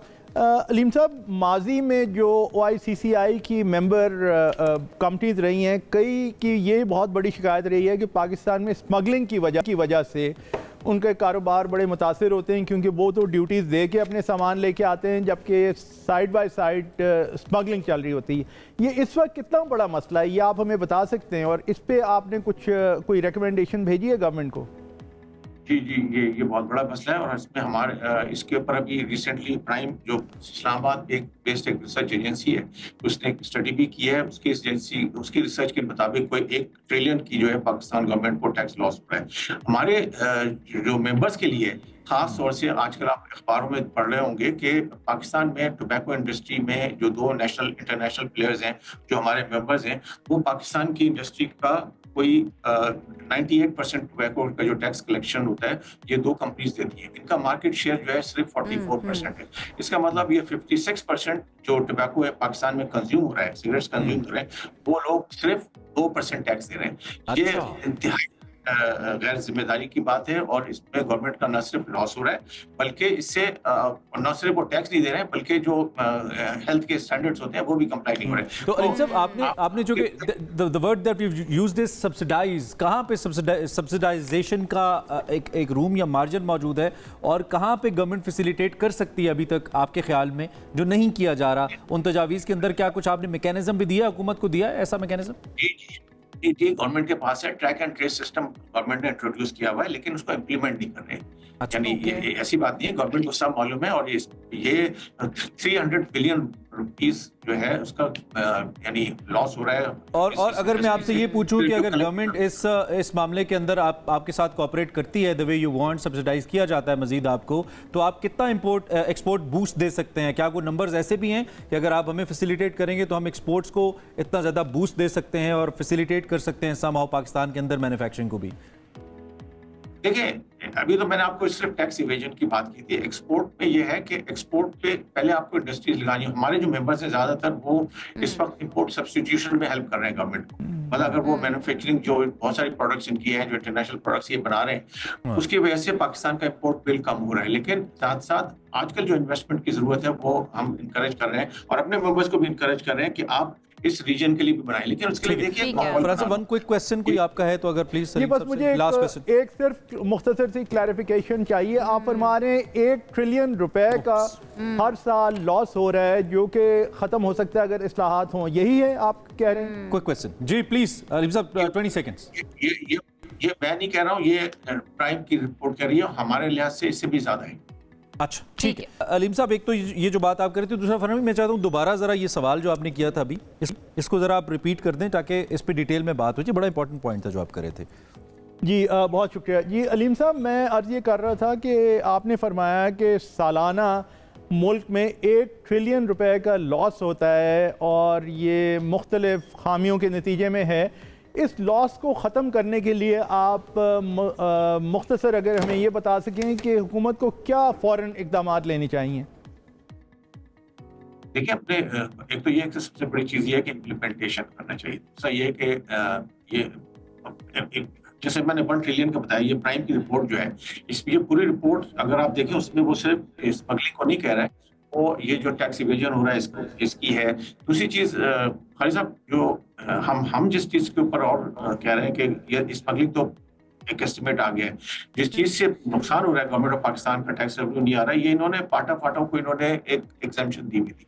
ये कब तक चलेगी? इससे जो है इंडस्ट्री हमारे मेंबर्स के लिए इतना इम्पैक्ट नहीं है, लेकिन बहरहाल पूरे पाकिस्तान की इकोनॉमी के ऊपर इसका बड़ा असर है और हम इस चीज़ को तो अलीम साहब इससे पहले कभी तवज्जो दिलवाई गई है आपकी इस ऑर्गेनाइजेशन की जानिब से गवर्नमेंट की टैक्स इवेजन जो की जा रही है दीगर शुबों के अंदर ये ना की जाए, और is it the first time?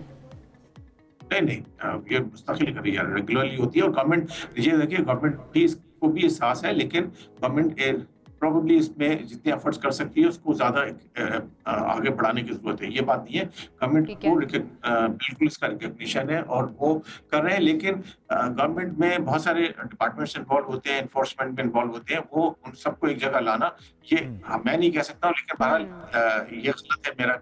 आप क्या समझते हैं मसला कहाँ पर आता है? ये इशू रिजॉल्व क्यों नहीं हो पाता? क्या सिर्फ इम्प्लीमेंटेशन का मसला है या फिर हम इंटेंट की भी बात कर सकते हैं?